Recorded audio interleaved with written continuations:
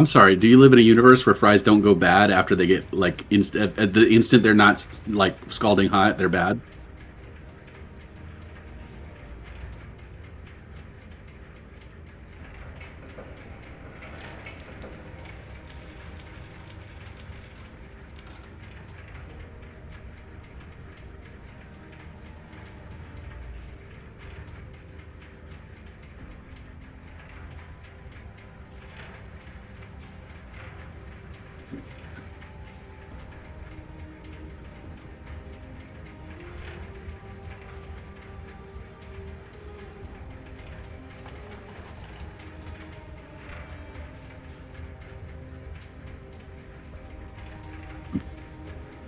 Trains. Do I sound better? No. Okay, well, you might want to turn me down or something. Yeah, your gain is also you're peaking. Your gain is also too high because there's crumblies. Hold on, I'll turn my input down. Got that Counter-Strike source mic going on. Not quite How that. about now? There we go. Flawless. Okay, we're perfect. Okay. We're perfect. And the stream, I think I'm back now too. Let me know if I am. Wonderful. You guys investigated this laboratory, this seemingly Imric but possibly Tesseract laboratory, and discovered that we're doing a bunch of weird experiments to generate energy. You found a lot of research notes because they were planning on giving a tour to the Imric president, who was supposed to come by pretty soon. And as you were exploring, discovered a lot of elementals that had been trapped, many of which were angry, some of which were more intelligent and could be reasoned with. One of which was Doru, which is Fetch and Sketch's mom's elemental familiar. A Zephyrhawk, a very large Zephyrhawk, clearly enhanced by years of magic. Doru explained that your mom is here, was here, and as you continued to explore the facility, eventually reached a large testing floor where you discovered several aberrant, vaguely humanoid figures that kind of resembled her. Many of them begin to amalgamate together and attack, but you guys were able to kind of, through some good rolls and unusual strategy, preserve one, isolate one, and kind of get it to cooperate, maybe? At the very least, it's no longer hostile. It seems to just want to be. I don't want to say too much here. I don't want to tip my hand too much because different people in this party have different amounts of information, and none of you have the whole picture yet. So for now, you have one of these aberrant creatures and are kind of holding on to it as it has gone non-violent. However, as you guys were wrapping things up here, discovered that one of these pods, one of these testing pods, was still running. And when you did a little bit of tampering to open it up, you found Rita Connors inside, the missing mage that Jane has been looking for this whole time. However, when you opened it up, it also caused a huge torrent of dead bodies, dead corpses that appeared to be Rita Connors' corpse. Dozens, by the dozens, that began spilling down into this enormous hole that had been dug in the testing floor, where they began to rapidly twist and amalgamate into these aberrant monstrosities, arms and limbs turning into tentacles. And importantly, as you looked upon all of them, you felt your own bodies beginning to twist and morph and mutate. Tex essentially turned off all the lights. And when that happened, the mutations on you guys stopped. However, you do see that there are, in the darkness, hundreds of these beady little eyes that are now glaring and gnashing and heading your way. And we're about to get into a situation that is very time sensitive, I think, so we're probably going to jump straight into initiative. Unless To anybody has clarify, something. it stopped on Fetch alone because he's the only one who can't see now. Oh, right. Correct. But yeah, let's pop us straight into initiative, because I think different people have different plans here, and time is going to be of the essence. Let's do it. Time, you say? Time. Time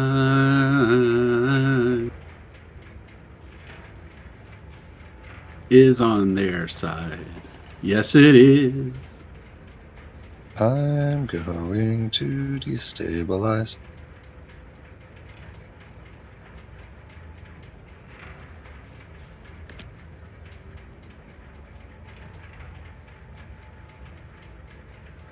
Actually, let me see what these monsters roll first.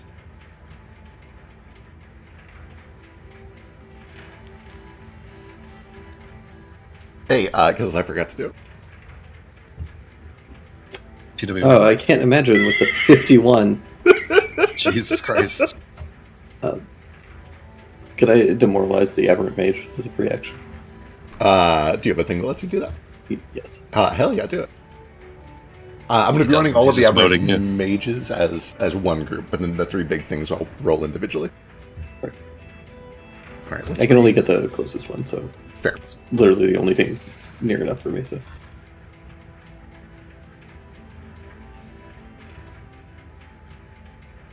only a 16. That is against the will DC. That is a failure. Not intimidated.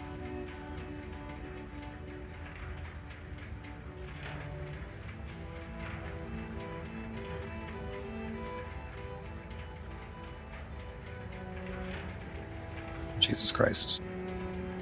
So many dice. Sorry, is that still a 43? Yeah, I missed one.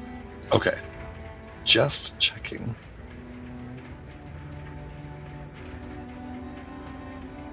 Okay, I am going to destabilize. I'll take the median here.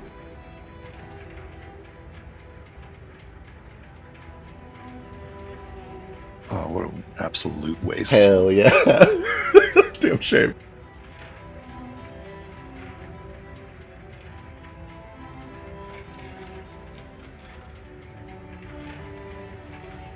Oh boy, this okay. This initiative is something.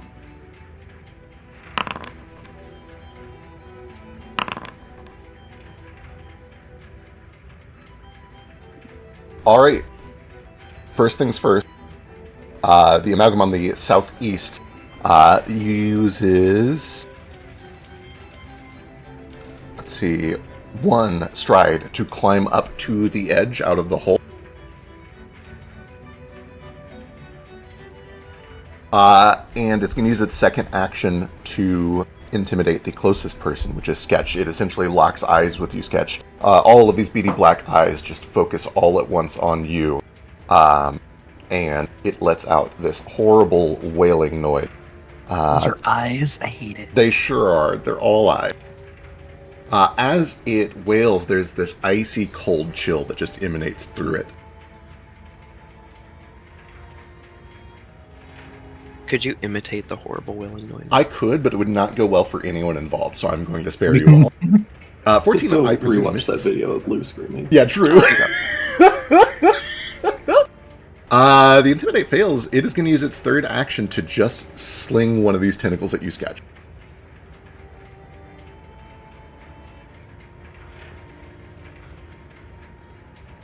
You lucky barely. son of a bitch. Oh, it is still a hit.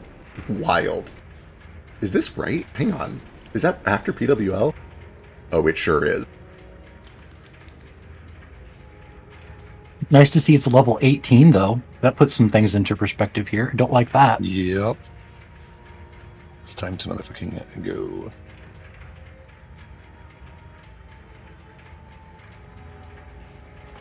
Uh, 34 points of bludgeoning damage as one of these big tentacles just comes crashing down. That is all three of its actions. That brings us to the Aberrant Maid. No, it doesn't. Oh, yeah, you did your thing. Where do you go? I am There at you are. 26, but I break ties with Chronoscaper. Okay, Perfect. sweet. Okay. Jane sees all these god-awful monstrosities climbing up here. Sees that there are double the amount of just aberrant mages that gave us a fair fight a bit ago, not counting any of the big, terrible monstrosities. Well, I guess she doesn't see all that detail. She just sees eyes in the dark. Puts a hand on Rita, and out loud to the group says, we need to run now. We need to go. I'm going to cast this on myself and on Rita, such that when one of us moves, the other one can use a reaction to move. Amazing. Yep.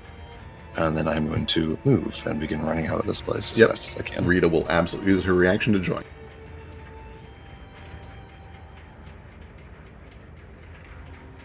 That's it. As Jane gets her top out, spins it in her hand. She takes Rita's hand in hers. Says, just stay with me. I'm going to synchronize our time streams. Just hold on to me. I got it. That brings us to the aberrant mages, who, when they first appear to just contort and writhe in pain. But a few of them look and they see all of you beginning to run, or at least they see a couple of you begin to run. And Jane, what's your just passive perception? 15. Wonderful. In fact, anybody with a passive perception of 14 or better would notice this.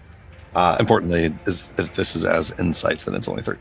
No, it is literally a perception. It's a vision check. Okay. Anybody with the ability to see in the dark and at least passive 14 notices that while many of these mages are just kind of writhing in pain around the back or trying to crawl out of this hole, the 2 or 3 of them that are up closest, their eyes lock onto Jane and Rita running away. They turn and they lift up what were their arms, although they're quickly becoming these weird fleshy pseudopods. And you can see that they're holding on to these stick-shaped flesh things that kind of resemble a staff, although they are clearly some sort of amalgam. And they fling them, one each at one of the big ones. And there is just a ray of icy cold that fires out towards each one.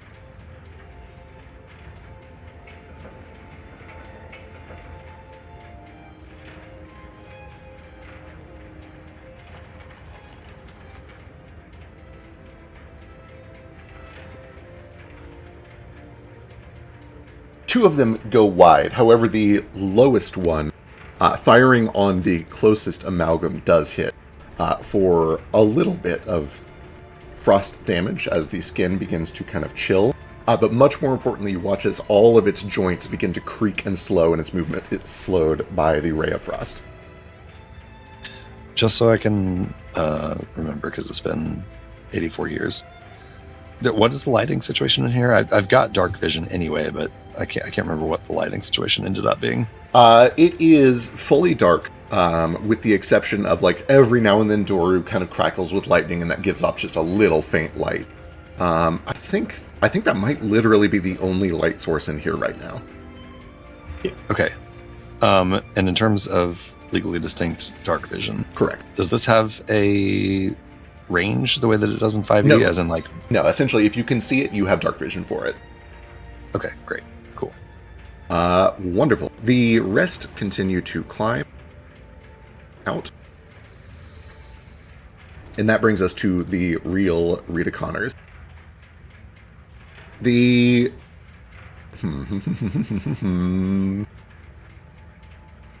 The real Rita Connors is going to start by moving, which means, Shane, you can use your reaction as well. The rubble is difficult terrain. Which cell do I enter the rubble? Is it like here? Presumably, this first one with a rock in it. She'll use her second action to stride again. Third action, she keeps running. Gets to there. That brings us to this next amalgam. Uses one action to climb up, one action to slither over this way, third action to try to intimidate Sketch.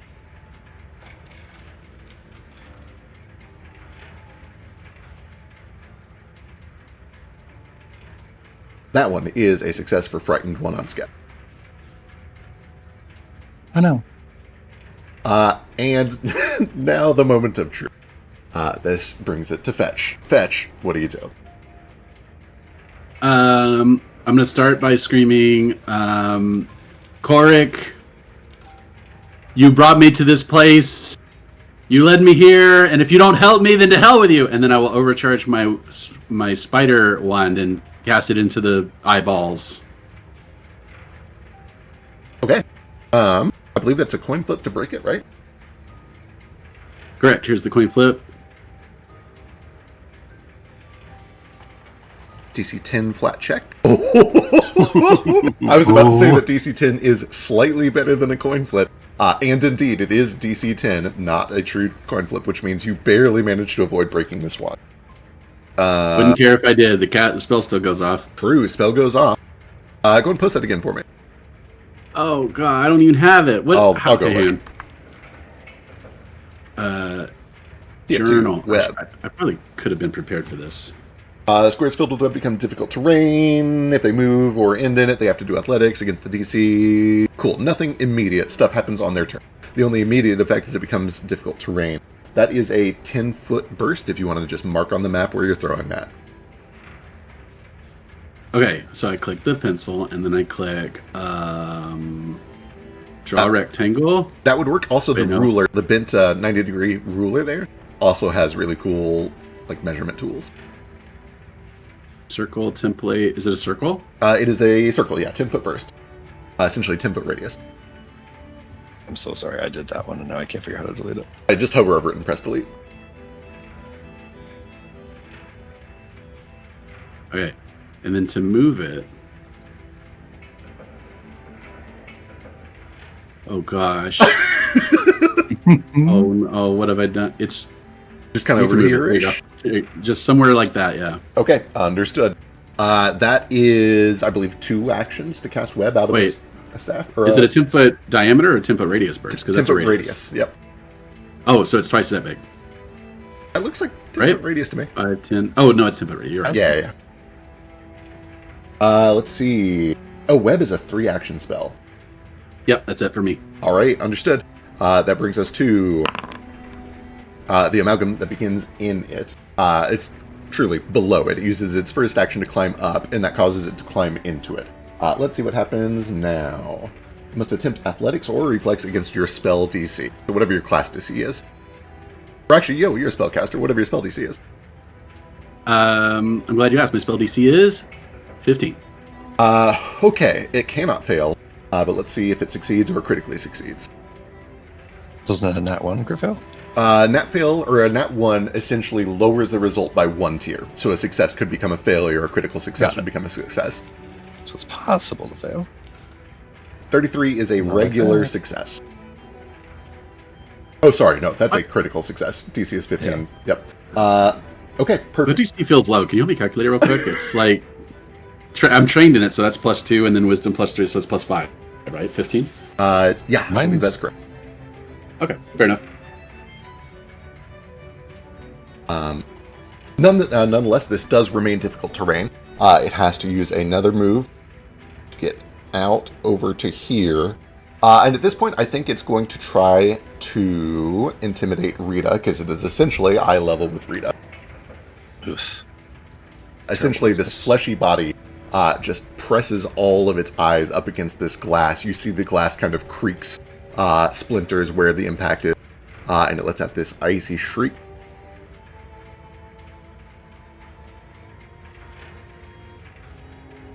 Rita is stone cold. She is here for business. She did not come here to fuck around. She just looks Hell yeah. straight ahead and runs. Oops, still left one of these in here. This brings it to Sketch. Sketch, what do you do? Freaking out a little bit. I think we got to get out of here. These things are too big. Would you say this area is particularly has a particular affinity with any of the elements? What a great question. It's closest to stone for sure. Which depends on the ability you're talking about. Are you talking about like the immediate surroundings of this room, or like the geographical location you're in?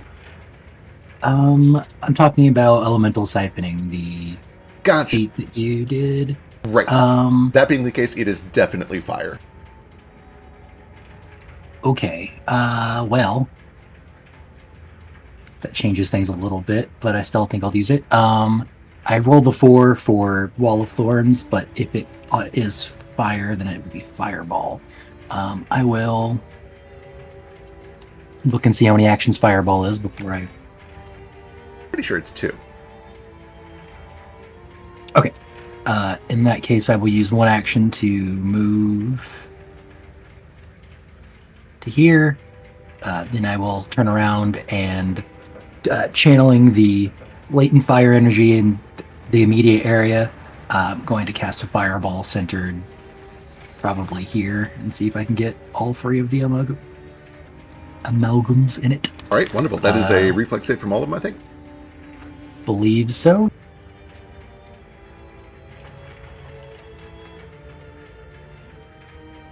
Come on, Google, where you have to fireball.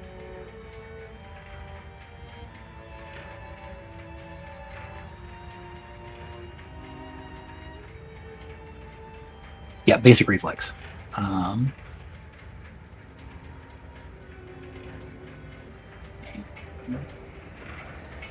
My spell DC is 15.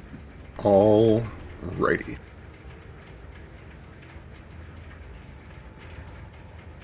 One crit success, one crit success, one regular success.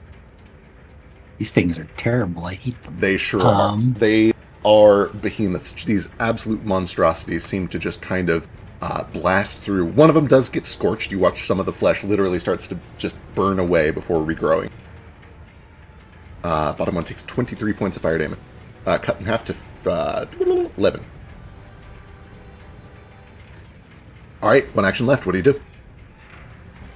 I already used it to strike, but Oh, right, that's correct. Okay. Fetch, I don't think we can take these. We need to go. We'll come back. That brings us to Doru. Doru looks to Fetch and to Sketch. Let me see what Doru's perception is like. Not amazing. Fetch, what does it look like Fetch's plan is? I know you mentioned covering everyone else's escape and sizing up the enemy that he can't see. Understood. Okay. Let's do one of these.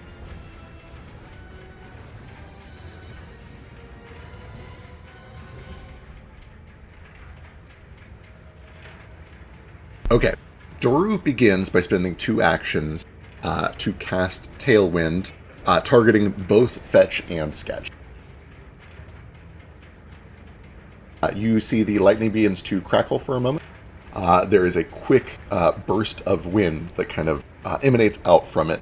And you feel it wraps around your shins and your paw pads. You feel light on your feet, light as a feather.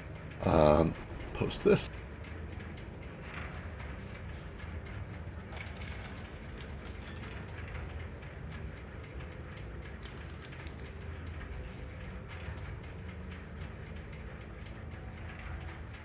You guys can both drag the upper effect there onto yourselves.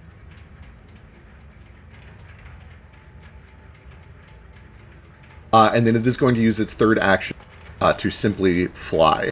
And when it flies, it streaks like a lightning bolt. 25, another 25. That brings us to Tex. All right.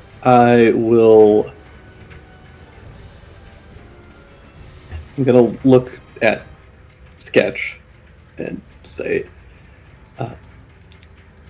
leave him, kid. If he wants to leave the Elemental's baby down here, that's his problem. Saves us the trouble of bringing it up that stupid elevator shaft. And I'm just going to bolt. Excellent.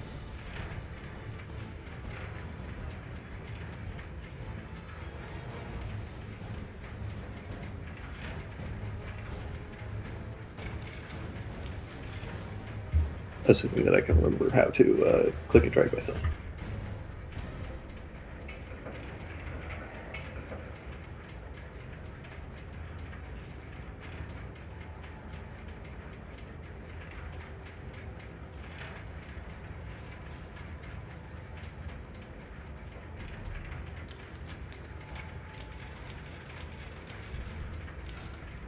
All right. Well, That's me. 3 actions to bolt. That brings us down to the Wind's Caller. The Wind Caller turns with Sketch to begin running, but then you watch as they just kind of slow down like they're having second thoughts, like something is not right in their head. And then you watch as they blink and then continue to run.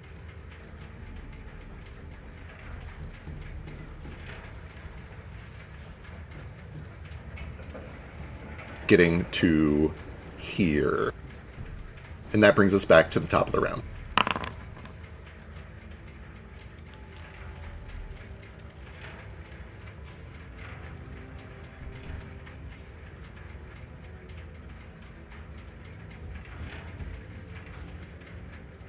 The central amalgam, which is in the web, is going to try to move through it. It makes an athletics check against your web DC.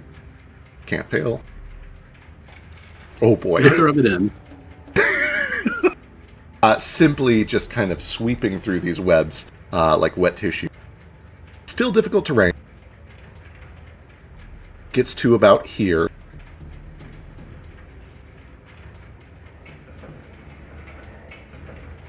And it is going to reach a pseudopod out to the wind collar. Can I get through the glass? Oh, you're right. It has to break the glass first. Okay, first attack on the glass.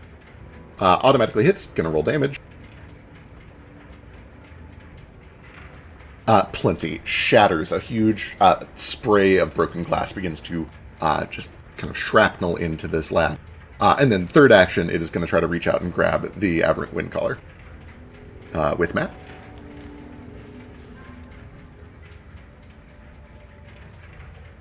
.27 is a critical hit. Ooh, I can't react. For God, near max damage on that. Jesus fucking Christ. The wind collar simply splats against the wall and then goes limp.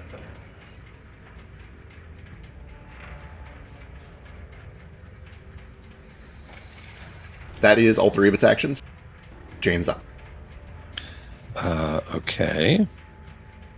Jane sees this awful monstrosity tear through the webs like they're nothing, shatter this glass like it's nothing, crush that creature like it's nothing. Looks down towards Fetch and Sketch down there. Says, "You're not going to stop it. Just run. Run." Pathfinder question. Can I sustain more than one spell at a time, or is it one at a time? Uh-huh. As long as you have to action. So, here's, I guess, the question. If I were to cast this spell yet again, as in one instance of it on me and Rita and one on Fetch and Sketch, would it then take 2 actions to sustain both instances of the spell? Is that how it works? On future turns, yes. Understood. Oh boy, oh boy, oh boy, oh boy. Witches uniquely have the ability to, like, sustain 1 extra time for free each turn. Yeah. I'm just trying to decide if I prioritize helping Fetch and Sketch or just G'ing TFO. And I think I'm going to prioritize G'ing TFO. I am going to cast... First action, sustain synchronized steps on myself and Rita. Second action, I'm going to cast... Actually, here we go. This is a middle ground. I can do both these at the same time.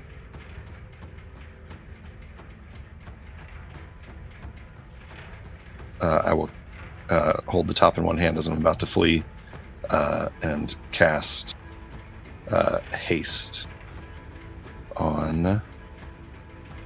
Oh boy. Actually, wait, no, that means I can't keep running. Sorry, take that back. Not casting haste. Sticking with plan A, she gets her top out, starts to spin it super fast in her hand. It's almost like crackling with magic. I'm going to cast Warp Stab on myself. And stride twice, 60 feet of movement. Rita can use her reaction to move if she wishes. Absolutely does.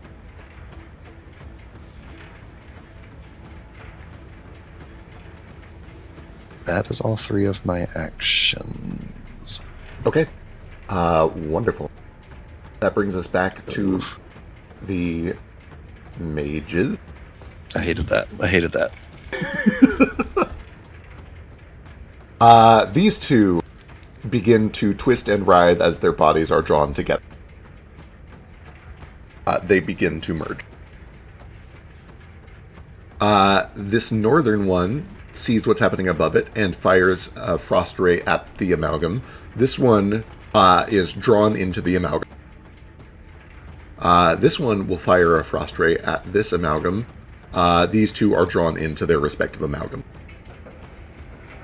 Can I get any sort of read on why some of these are turning against the big ones? Is it just like they have little elements of Rita left in them, just like the other one had? Sure. A little bit of... you can give me an insight check.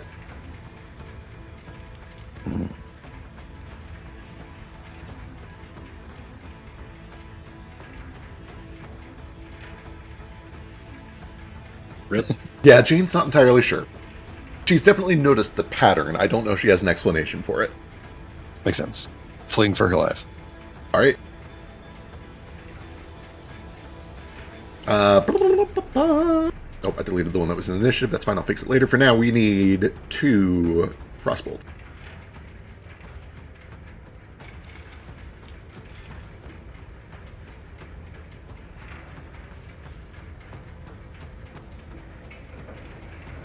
That is 1 hit. 2 hits. Okay. The damage is not terribly important.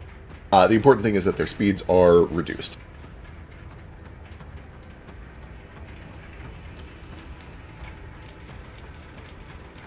That brings us to Rita Connors. I'm ahead of turn. Rita Connors is going to use 1 action to run, which means, Jane, you can as well. Yep.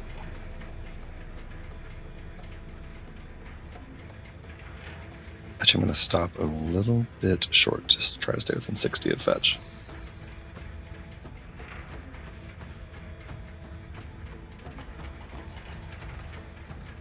Checking the range.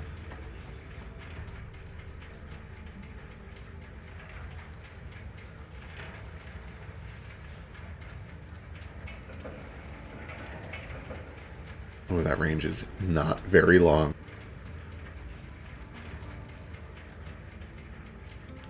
I think she looks over to you, looks through the glass to see that Fetch and Sketch are both still down there. And she looks to you, Jane, and says, are those your friends? Yeah. Without any other words, she thrusts a pair of hands towards the broken part of the window, and you watch as magic in the room coalesces into a elemental.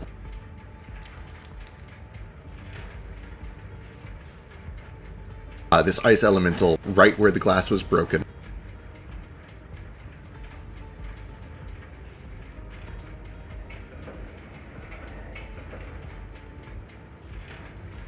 Alright. Wonderful. You see that it immediately kind of like looks around, assesses what's going on, and enters sort of a combat stance. That brings us to the southernmost amalgam, who has been slowed. 1 action stride. 2nd action, going to try to intimidate Fetch.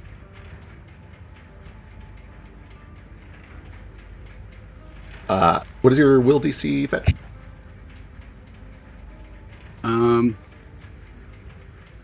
10 plus your save. Plus 8. So 18. Okay, that is just a regular fail then. You are frightened 1.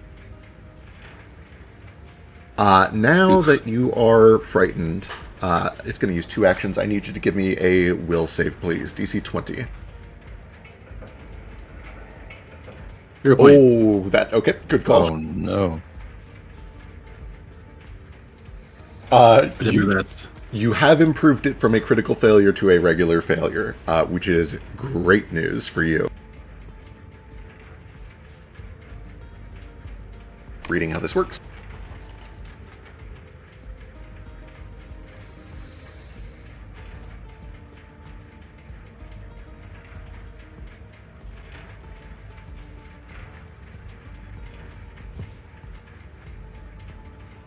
So actually, that should be an 11 because of Frightened 1, right? Oh, true. Correct. That is still a failure, but not a critical failure, thankfully. Okay.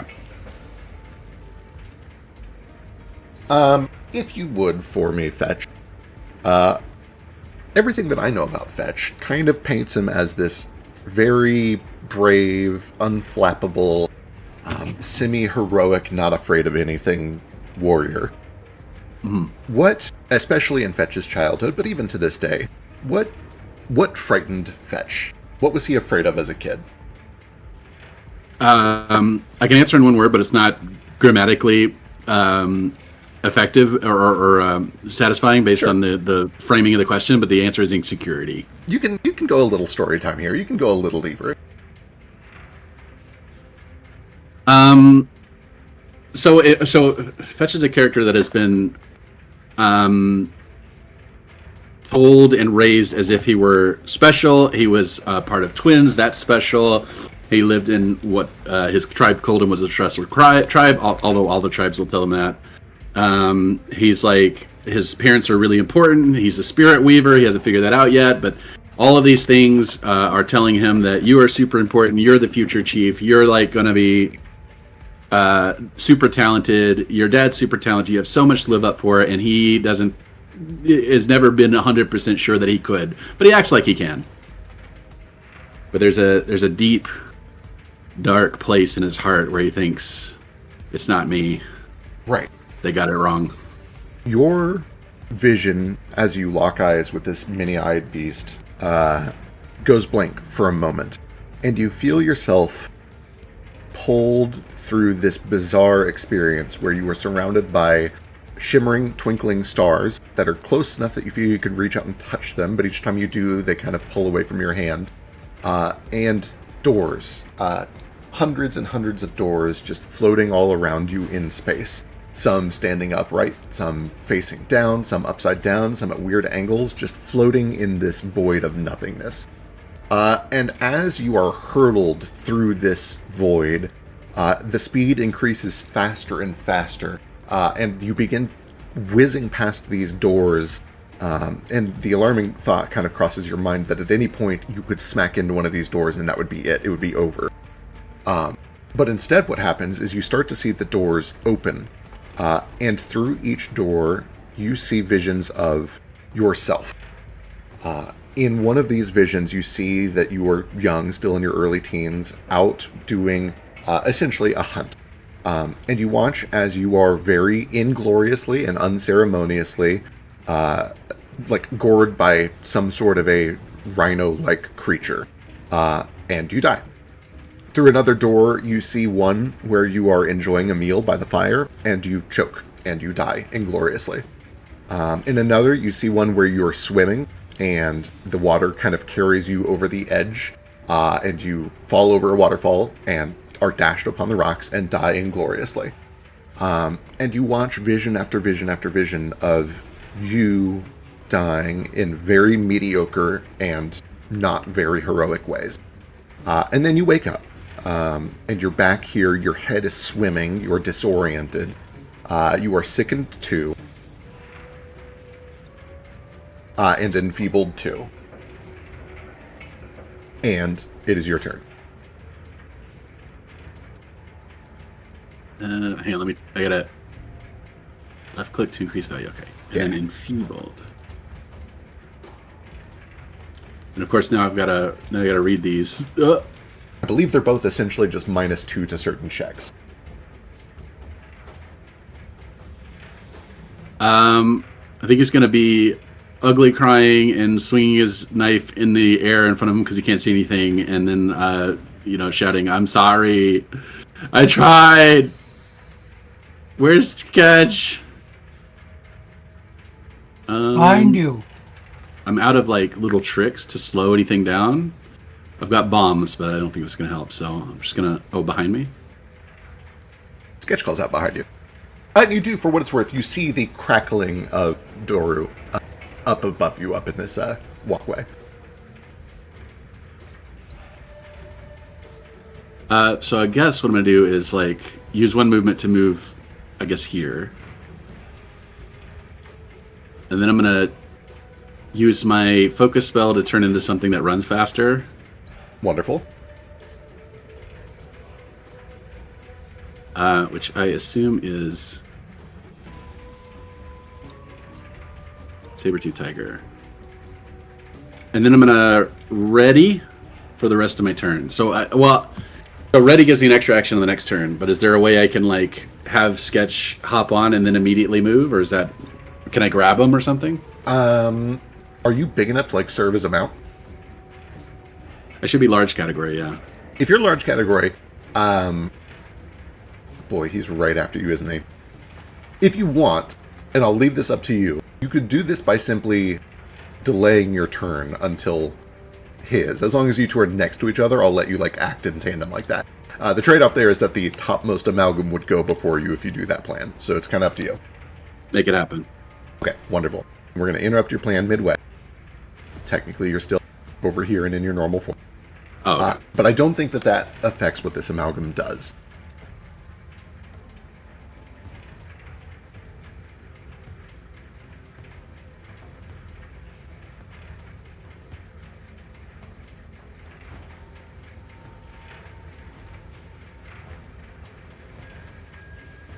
No, it sure doesn't.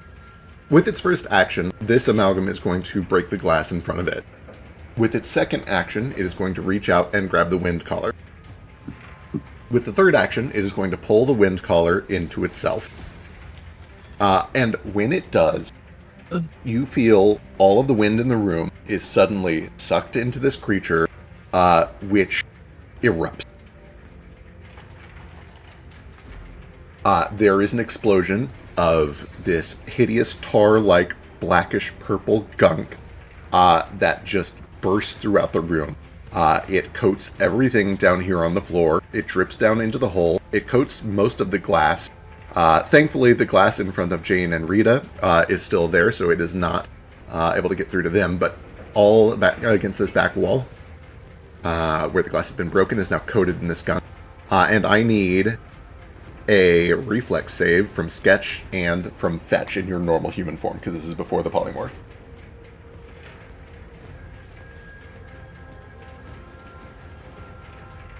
Rip.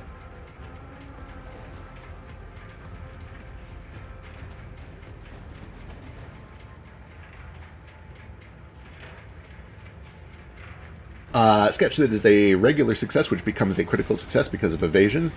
Cool. Fetch, this is a failure. You take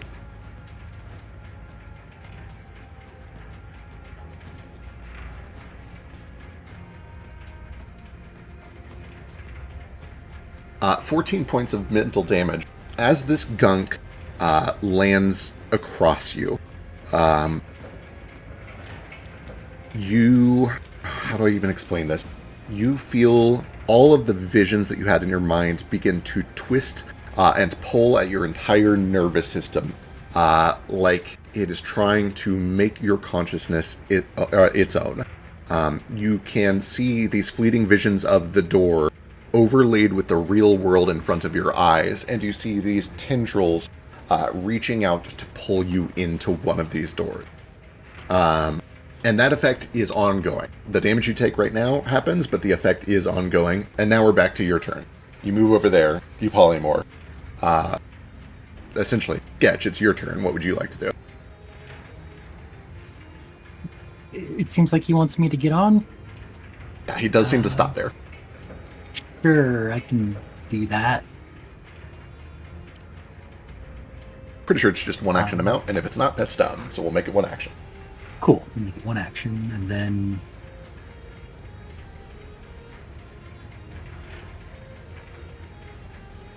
I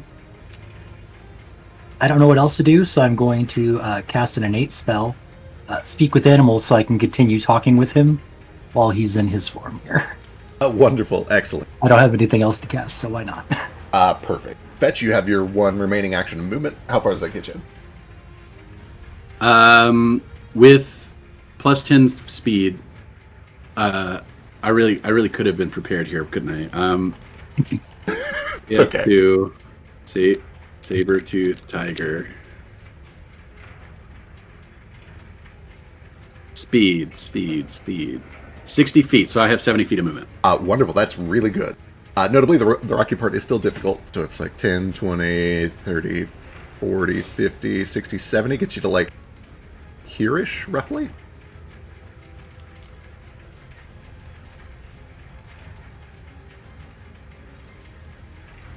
Wonderful. As you run past this broken glass, you feel these visions of the door just growing stronger in your mind, clouding your real vision each time you step on it.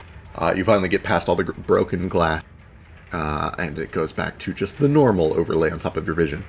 That brings us to Doru, who's going to use one action 50 feet, second action 50 feet.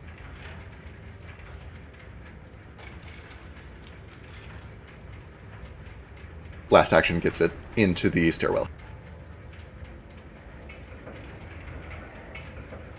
Tex. Oh boy. Can I take a look at this door that we have raised up? Yes. I guess first action is going to be move to crawl under it. Seems wise. And I know that in order to power it, we had to channel like magic into it. Is there a way to like break it and cause it to just like slam closed? Ooh, quite possibly. Do you have any sort of relevant skills here? Do you have like crafting or machine? I'm a cat and I'm really good at breaking things. I like it. I would let you. About all I got for you. Fair. What is your passive crafting skill? 8. Oh boy. I have passive 19 thievery though. Okay, that's actually useful here. And you watched, like you were here watching a sketch do this. Yeah. Like I know that you're just funneling magic and electricity into it essentially, but Absolutely. You were able to kind of glean the basic workings of this thing, which is that there are 2 big gear wheels, one on each side of this metal slab, essentially. And when it was powered, it caused those gears to slide the whole thing up or down. In theory, if you were to damage either one of those like gear housings, one on the left or one on the right of the door, then the heavy metal of the door would buckle off of the other one and fall down. It might leave like little gaps, but it would certainly come crashing down and you would have a big heavy metal door wedged here, instead of having it fully open. okay. I will hold my action here then. Okay. Wonderful. I thought you were just going to trap us Yeah. all. I considered it. I thought about it. It'd be fun to be the only person that survives. But True. Unfortunately, I need at least one of you through the door because I can't get up the elevator. We have an urgent hand raise from Biscuit. What's up? I misread the stat block. I'm actually back here. Okay, that's totally fine. Perfect. Wonderful. That brings us to T.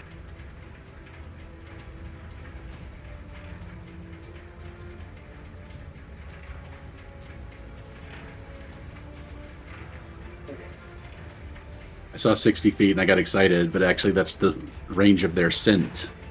Oh, fair. Oh. Whoops. This golem kind of just squares up and makes itself big. The initial impression you're getting is that it is simply there to draw attention. But it does use 2 actions to funnel its little pointed hand bits forward, and there is a blast of cold air that kind of shoots out.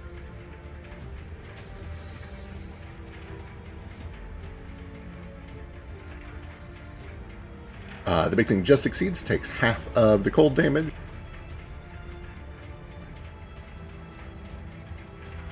And with its third action, because it's close enough, it's just going to try to punch. Oh, forgot to PWL once more. That is still a hit by 4, though.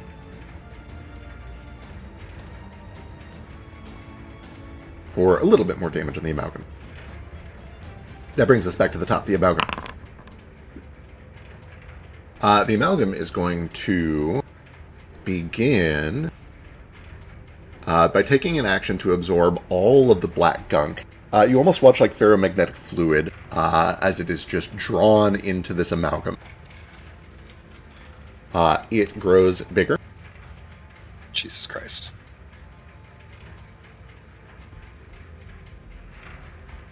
And then it's going to use its action to attack the golem.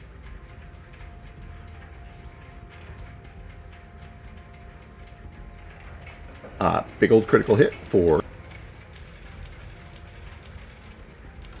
98 points of damage. The golem is obliterated. Jane, you're up. Jesus Christ. Okay. I see Tex scurry his little tail underneath the door. I see Fetch and Sketch hurrying as fast as they can to make it this way. Still very much in danger. I will turn my attention away from Rita and from the spell that I'm focusing on for us. And instead, I raise a hand up in the direction of Fetch and Sketch. The top continues to spin very, very quickly. First action to increase the range of the spell. Second action will cast haste on Fetch. Wonderful. That is all of my actions. I stand ready to flee. I look to Rita. Yeah, she looks like she's ready to run too. Yep. I said, go. Yep, she does. You can use your reaction to come with her if you want. I did not sustain the spell. Oh, right.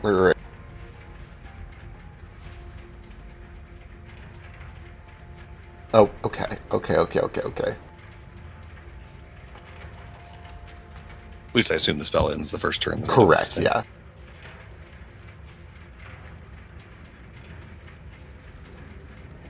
Checking. Does she have a thing?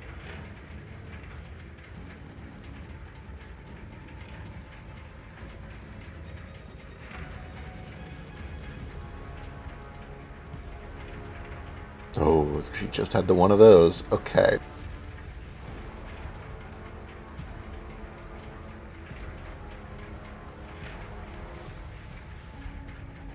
She looks like she balks for a moment, like she's ready to help them get through, but you tell her to go, and she goes.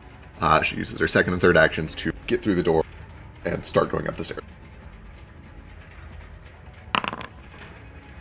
That brings us to the smaller amalgam, which is slowed.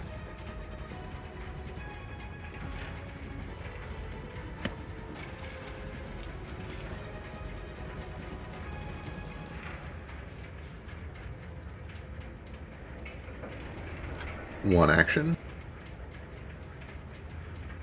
Two action. Third action, it is going to try... Oh, we've got Fetch so close.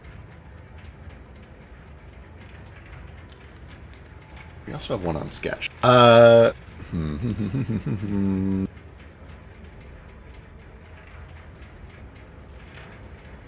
Yeah, we're going to lock eyes with Sketch and do another intimidation.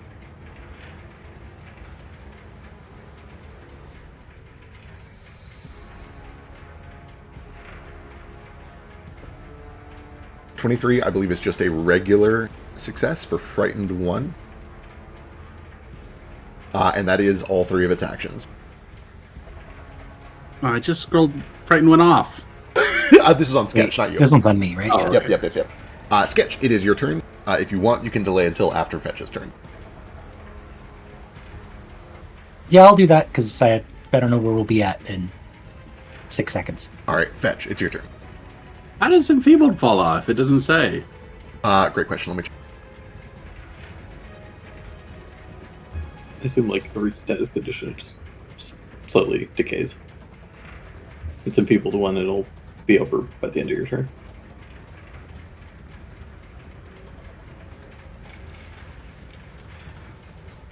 Well, let's move on because this literally doesn't matter. Good.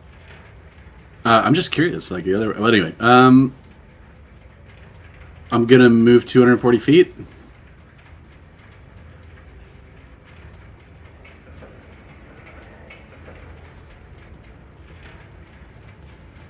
My first 60 gets me, I guess, there.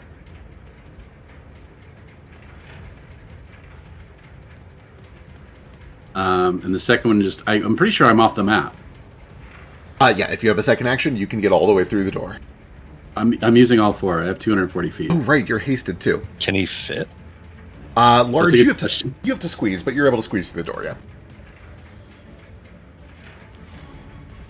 And then I use the rest of my movement off the map. Okay, wonderful. Sketch, you're in the stairwell. I assume you could just keep riding, but if there's anything else, let me know. I'll keep riding. I've got a couple of seconds, so I'll cast Rousing Splash on Fetch to give him a few temp HP. Wonderful. I'm actually not that hurt, but I'll take it. It'll prevent you from getting hurt. Oh, temp HP. Yeah. All right, that brings us to Doru, who's already through, just continues to run. Tex, already through. Okay, you're still kind of just waiting for Jane, right? Yeah. Possibly. Okay. I mean, I could. Could. You sure could. I do need. I'm the one he needed. Yeah. Well, you and Sketch were the two people that I needed. Right. This guy's gonna. It's really good for me that Tex doesn't know other people can also learn Dispel Magic. Okay. It is going to use 2 actions. You watch as it simply stands in the middle of the room and begins to, like, vibrate. There's just, like, this rippling, shimmering wave that kind of ripples over the surface of its fleshy mass. Its eyes seem to look in all different directions. Its tentacles just kind of flail around aimlessly, so it seems. Fetch, I need a will save, please. Ooh, yuck. I'm famously amazing at those. So this is going to be probably a nat 20, I think.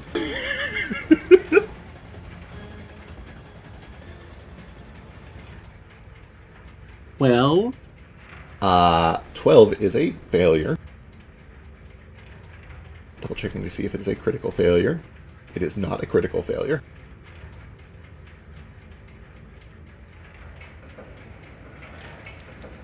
You take 23 more points of psychic damage as this door in your mind, in your mind's eye, the tentacles reaching out of this door begin to pull you closer and closer. You can feel almost like this horrible pressure. They're kind of reaching out behind a closed or a partially closed door and like trying to pull you in without opening the door all the way. So there's this horrible creaking of wood in your mind. You can feel your bones in your body like they want to snap to let you slip through in your mind. Oh, I get 5d4 temp HP? Yeah, it's a cantrip. It gets heightened with every level. True. Reducing that damage by 11. Right, so did that come with the condition? Or no, just damage? Just damage this time around, yeah. Gotcha. Jane, you lucky son of a bitch, are just outside of its pseudopod range. It will use its last action to begin coming over this way. Does have to go through the web for what it's worth. Unaffected. Jane, it's your turn. Very pleased that it was not in the range of its fucking 98 points of damage pseudopod. Jane drops her hands to her sides and says, "Thank you, my pets, for scaring them away." No, with you guys. That'd be wild, though, huh?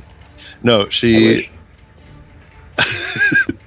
she looks down as her friends are all escaping.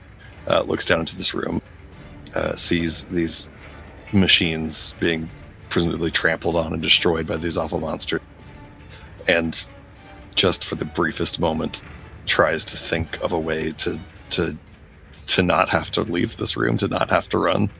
She saw that one like absorb the wind collar and just explode, and tries to think of some way to make that happen to these other two, but eventually recognizes the folly of that line of thinking, reassures herself that she has all the notes in her bag, and I will cast Warp Step. Top spinning still ever feverishly fast in her hand, and get the fuck out of here. All right, wonderful. That does get you through. Text that essentially sends off your ready to action and also your delayed turn. Give me some attack rolls, or if that's your plan, is to destroy the door. Yeah, I'll try to destroy it. For what's All right. worth, really quick. Yes. If it's clear that he's just trying to destroy that wall, I do have one action left after the warp step. trying to see if I have something that could help him with this. I don't think I have anything that's going to help, so I will just hold that action for next turn. Totally fair. Attacking an object is essentially an automatic regular hit. You can just go straight to rolling damage.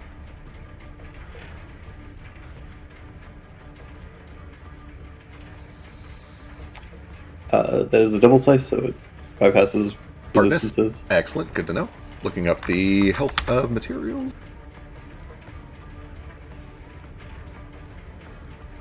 Material statistics.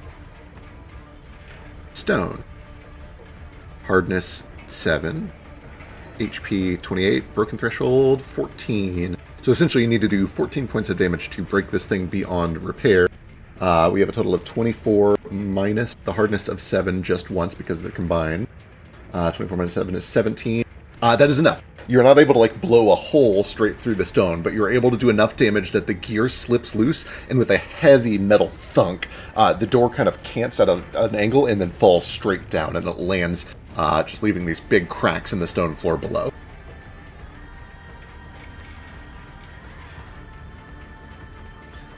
If you can break that door, they can too. You need to get out of here.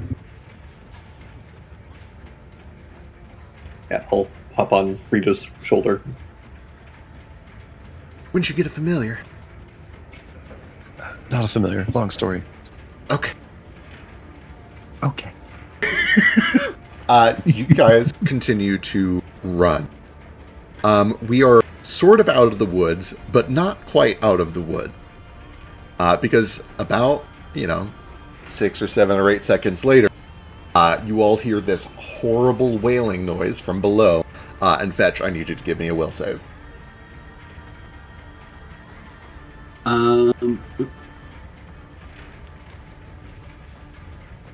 So multiple sub 5 will saves so far. This one guaranteed will be 15 plus. Statistically, it has to happen, right? Ooh.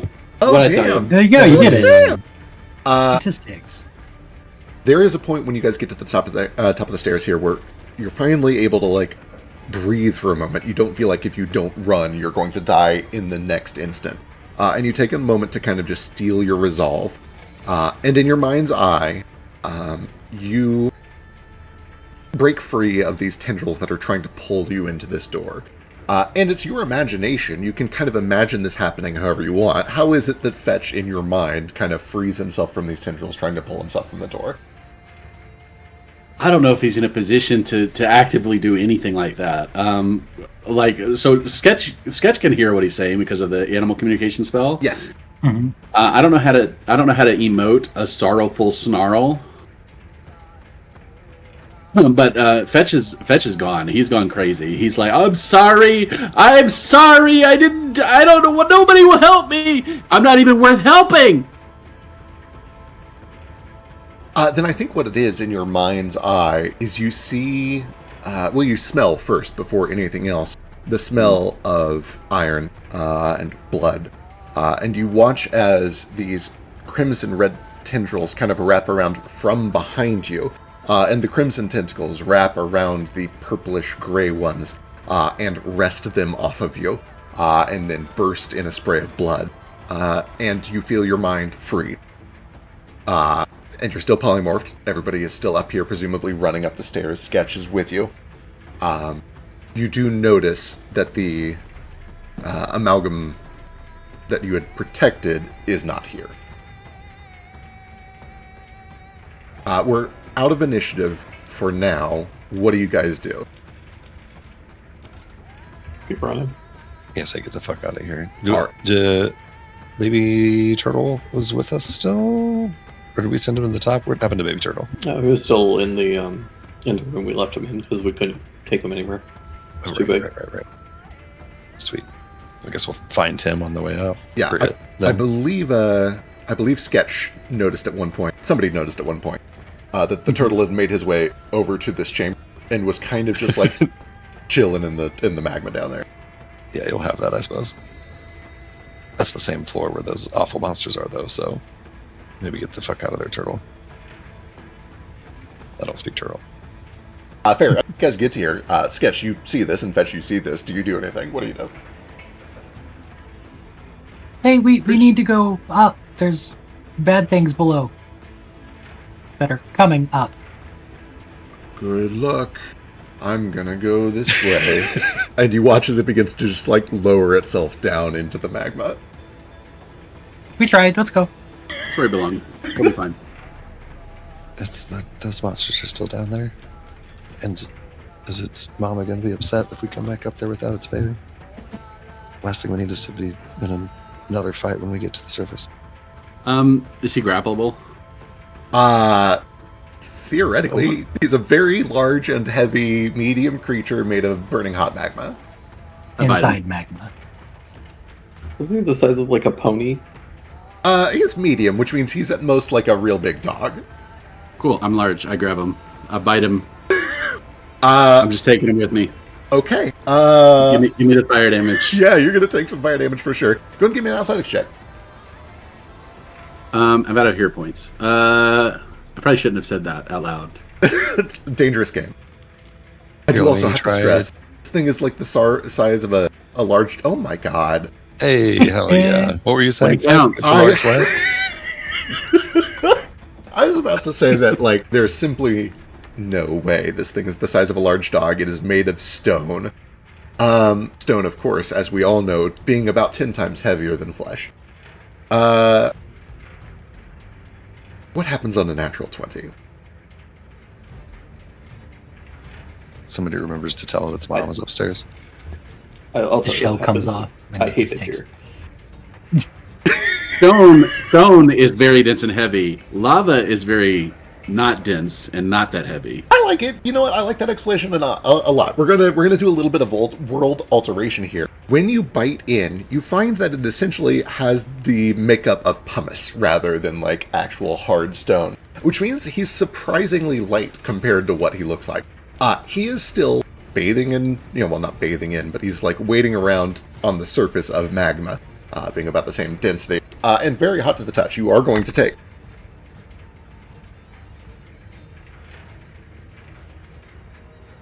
30 points Jesus. of fire damage. And that is essentially enough to, like, get him up to the top of the elevator shaft, which I assume involves some degree of, like, flinging and throwing, because you're a quadrupedal creature trying to go climb up an elevator shaft. Or what you got? Can I rousing splash him each time before he grabs it to reduce the damage by a d4? Yes, absolutely. Or by 5d4? I guess, Yeah. actually. Cool.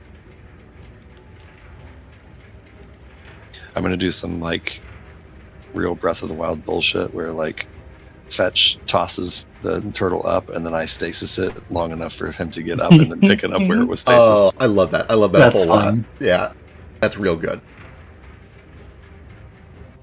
Wonderful. And as for getting up yourself, I've seen cats climb enough to know that this is not a problem for you. You continue to run. You eventually get this tortoise up to the top. It resists initially, not necessarily because it's afraid, but because, ooh, it's warm, there's fire down there, I want to be there. But once you get control of it, it kind of stops resisting. You're able to get up to the next floor. Does Snaky Boy follow us too? Sneaky Boy will absolutely follow. He's moving at a slower pace, but an elemental to Fetch and Sketch, you kind of just hear, go on, I'll join you up there. And it continues to just kind of like wrap itself around metal pipes and stuff to slowly climb up the elevator shaft behind you guys. You guys keep running. Yeah. Yep. And eventually make your way back up to the top. Pains me terribly to leave all this stuff behind, but I feel like I found so many notes that it should be. It'll be fine. Everything's going to be fine. Everything is going to be fine.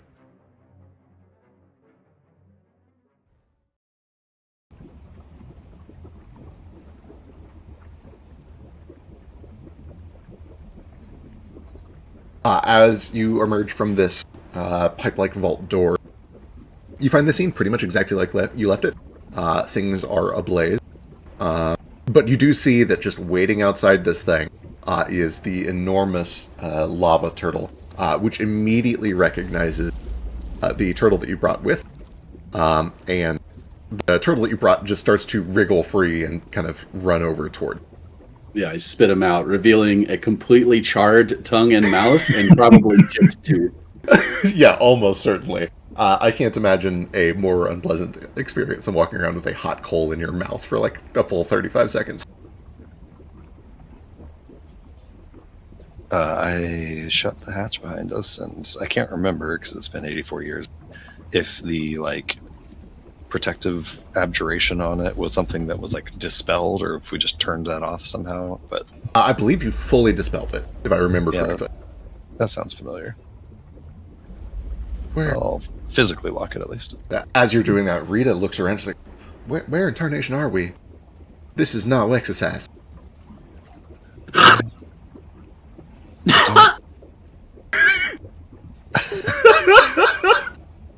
I'll hand fetch a water skin or something. We had a theory that we're in a. Oh crap! Can't remember the name. That was very You had a couple theories. One was that you're down in Zulakara. One is that you're over in Patakak. Patakak. I think we're in Patakak, but Yeah, it's our educated guess, at least. The Emmerichs and Tesseract were working on something here together. There's a lot. There's just we have so much to talk about, but we came here from a teleportation that was inside of sheriff's. Through the painting. Yeah, through the painting. But I don't know where here is. Right. Oh, Or how to okay. get back to that matter. Oh, well, that's not great. I mean, I sure wish I could help you. I caught on something funny was happening because every now and then they'd tell me they needed me to come in and do some, I don't know, some mundane something or another. And they'd take me into the painting, and the next thing I'd remember is coming out of the painting. Said it was for security. They didn't trust me because it said I did an intellectual property threat. I didn't do no intellectual property threat. I didn't steal a damn thing. You don't have any recollection of what they were doing to you here? Not a whole lot, no. I know it's fishy. I know I started to dig around because I didn't trust them one bit. I was able to send T, the golem. I was able to kind of send him scouting a bit, but he kept getting caught. He could only tell me little things here and there. I wasn't supposed to cast any magic at all. I kind of thought I'd get in trouble for it, but I'm glad you're here, Jane. I don't know what this is, but I think it might be even worse than I thought it was. I think it's about as bad as it gets.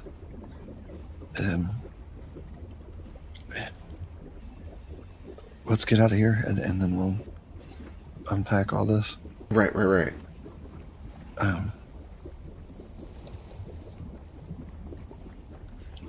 And remind me, there's no like teleportation circle to get back out of this place, correct? Over to the west is where you arrive.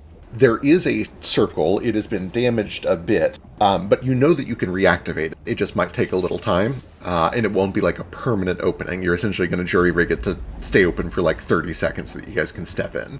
Right. And I believe we already did the rolls here, and you got high enough that you know you can do it with like an hour of work. That sounds familiar. So we could do that, but that drops us into Tesseract's headquarters. Not in the lobby or anything, but into a back room where, somebody was killed an hour ago, so I don't know if it's going to be that discreet. Someone was killed an hour ago. Oh my god, we got so much to catch up on. Okay.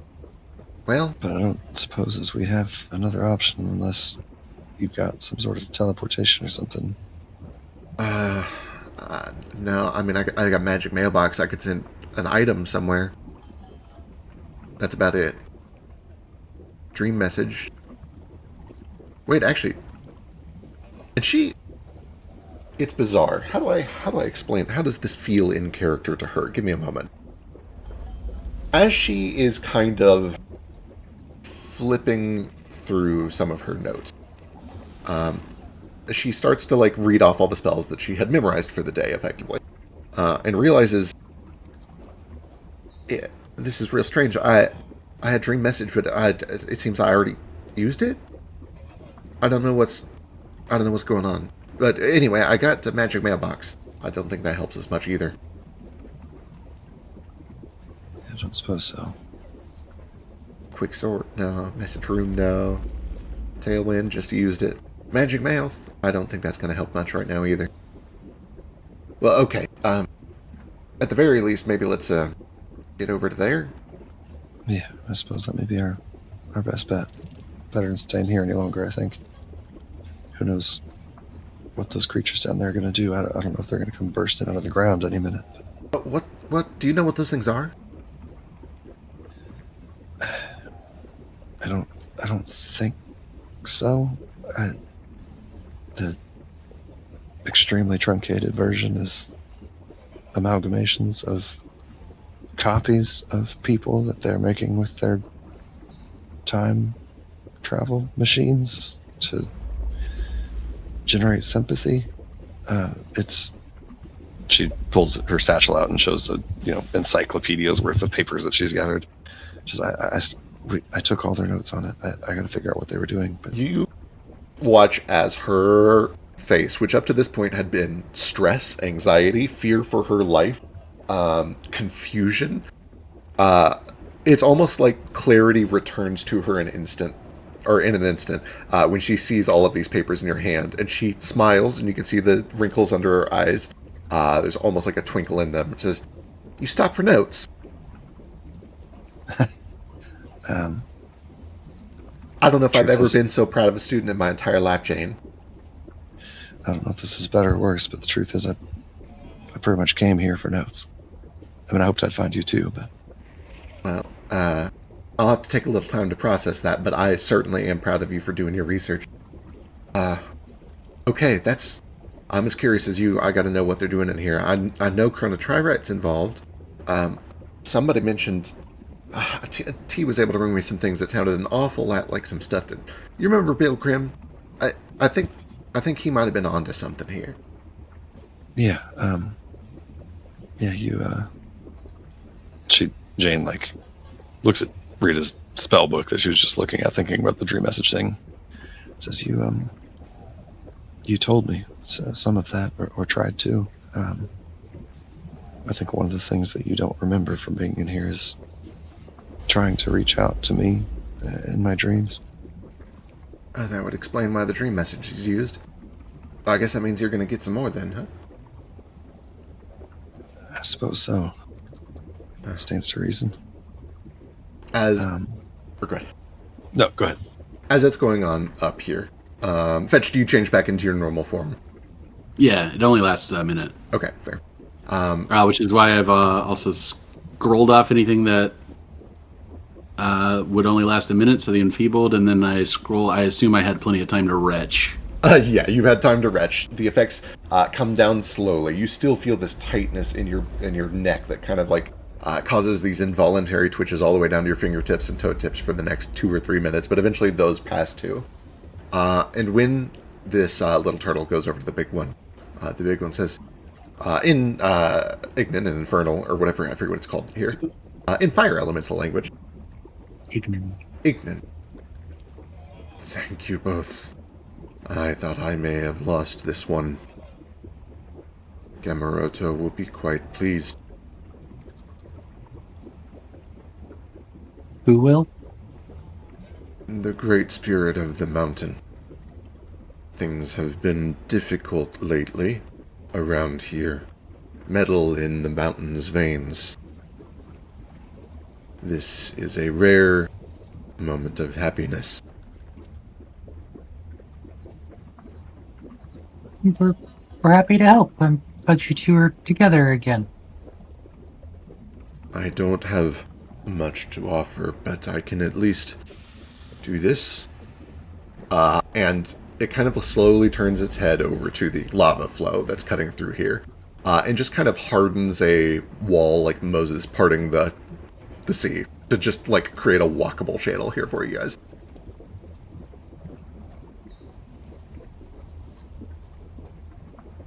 But thank you. That helps. if you come to the mountain, Gamuroto may be able to give you a better thanks.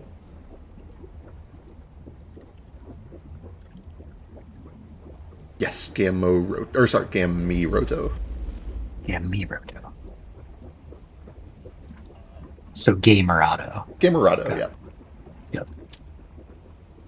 Yep. We might have to come back. I don't actually know where this is, but It is the Great Mountain. But that is okay. The mountain is patient.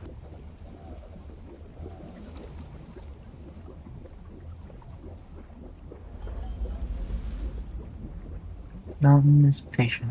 Okay. And with that, it kind of just begins to wade back up through the flowing lava with the little one in tow. Bye. Goodbye.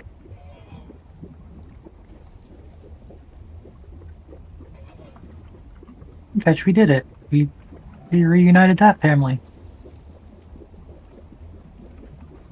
Fetch, are you okay? I don't think it matters.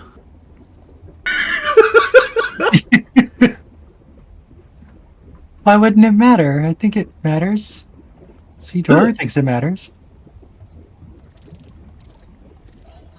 We're from the past. Sketch. It's our time is over. We're in a world that doesn't matter anymore. Nothing here matters.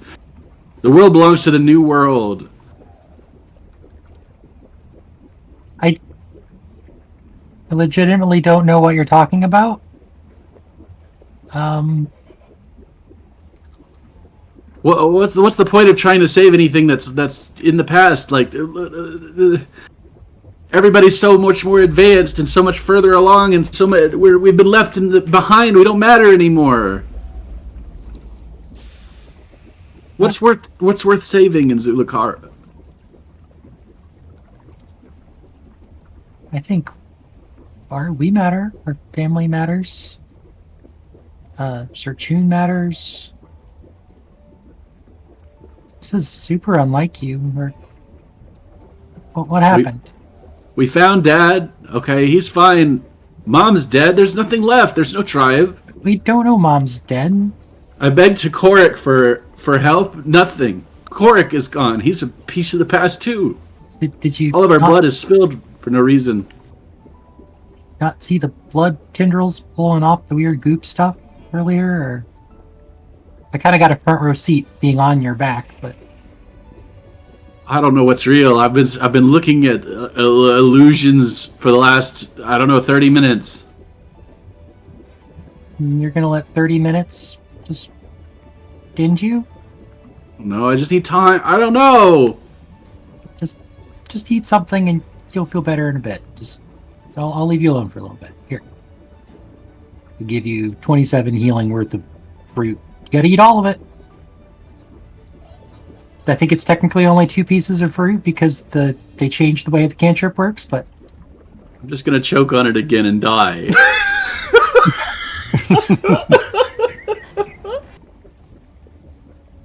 if you choke on it, I'll make you spit it up.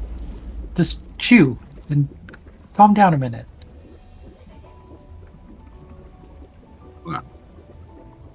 Has this been Guys. in common and cheeky? What have you guys been speaking in? Probably cheeky. Probably cheeky. Doru does kind of say in Orin. First of all, Doru just comes over and stays close to both of you, especially Fetch, because you're obviously in distress. But Sketch as well. And if you stay far enough apart that that's not feasible, I think Doru actually kind of hops over and kind of grabs your cloak with its beak and drags you close enough that it can put one wing around each of you. Aw.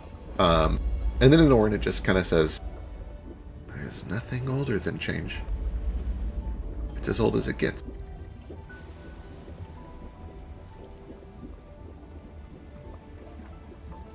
Thought we'd save Mom, but she just got eaten. She just got eaten. That wasn't Mom, or if it was just it used to be part of her.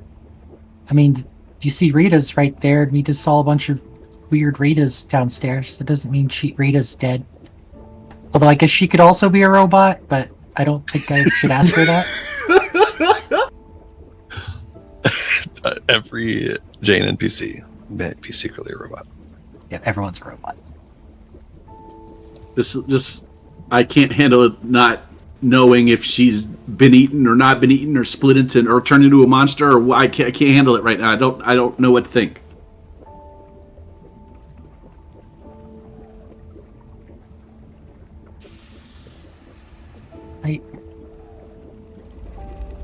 I know it's hard to think we've made any progress, but we kind of know where Mom's at now. We have a general direction.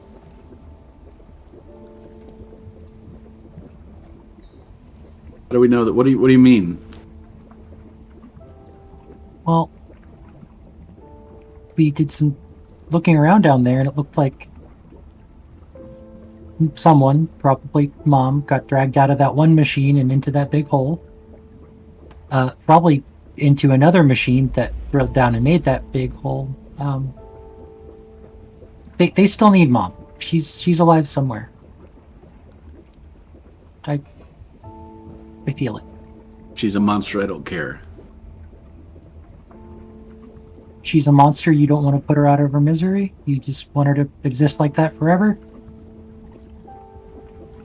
I'll put her out of her misery eventually because the only thing I have left in life and left to live for is to destroy everything that Tesseract has ever touched.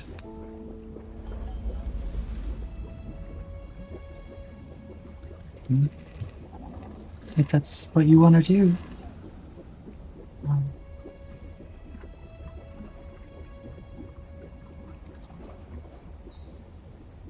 We'll show them. We just gotta take it slow for a little bit. If they're making monsters like that, we just have to get stronger first. That's it. That's all.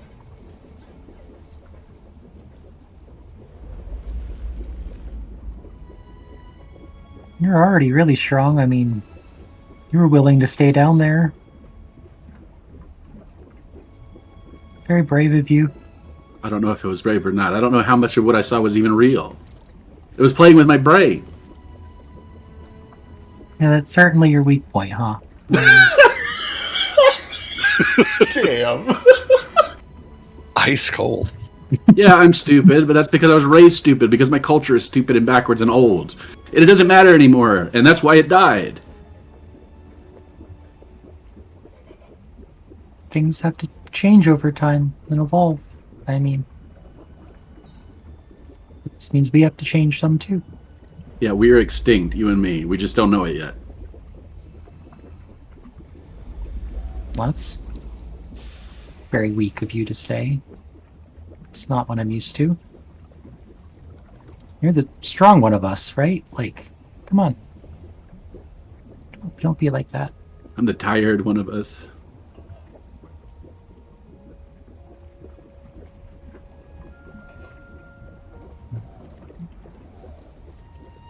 I'm tired sometimes too.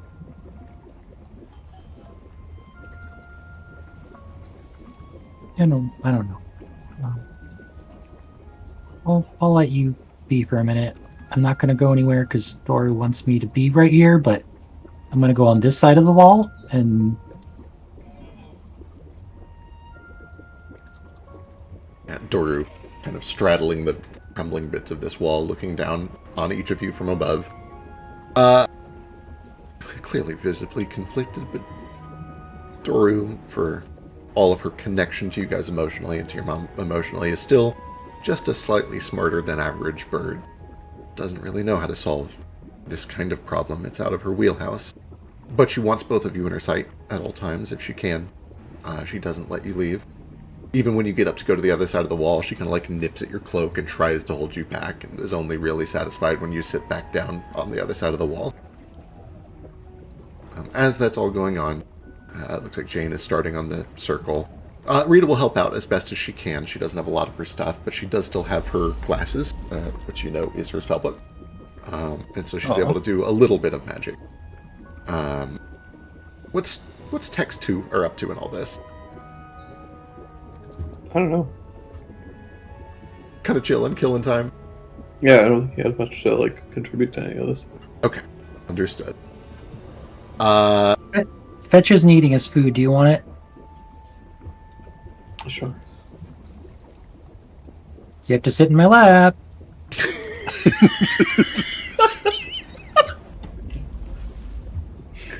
Yeah, I'll go sit and sketch stuff.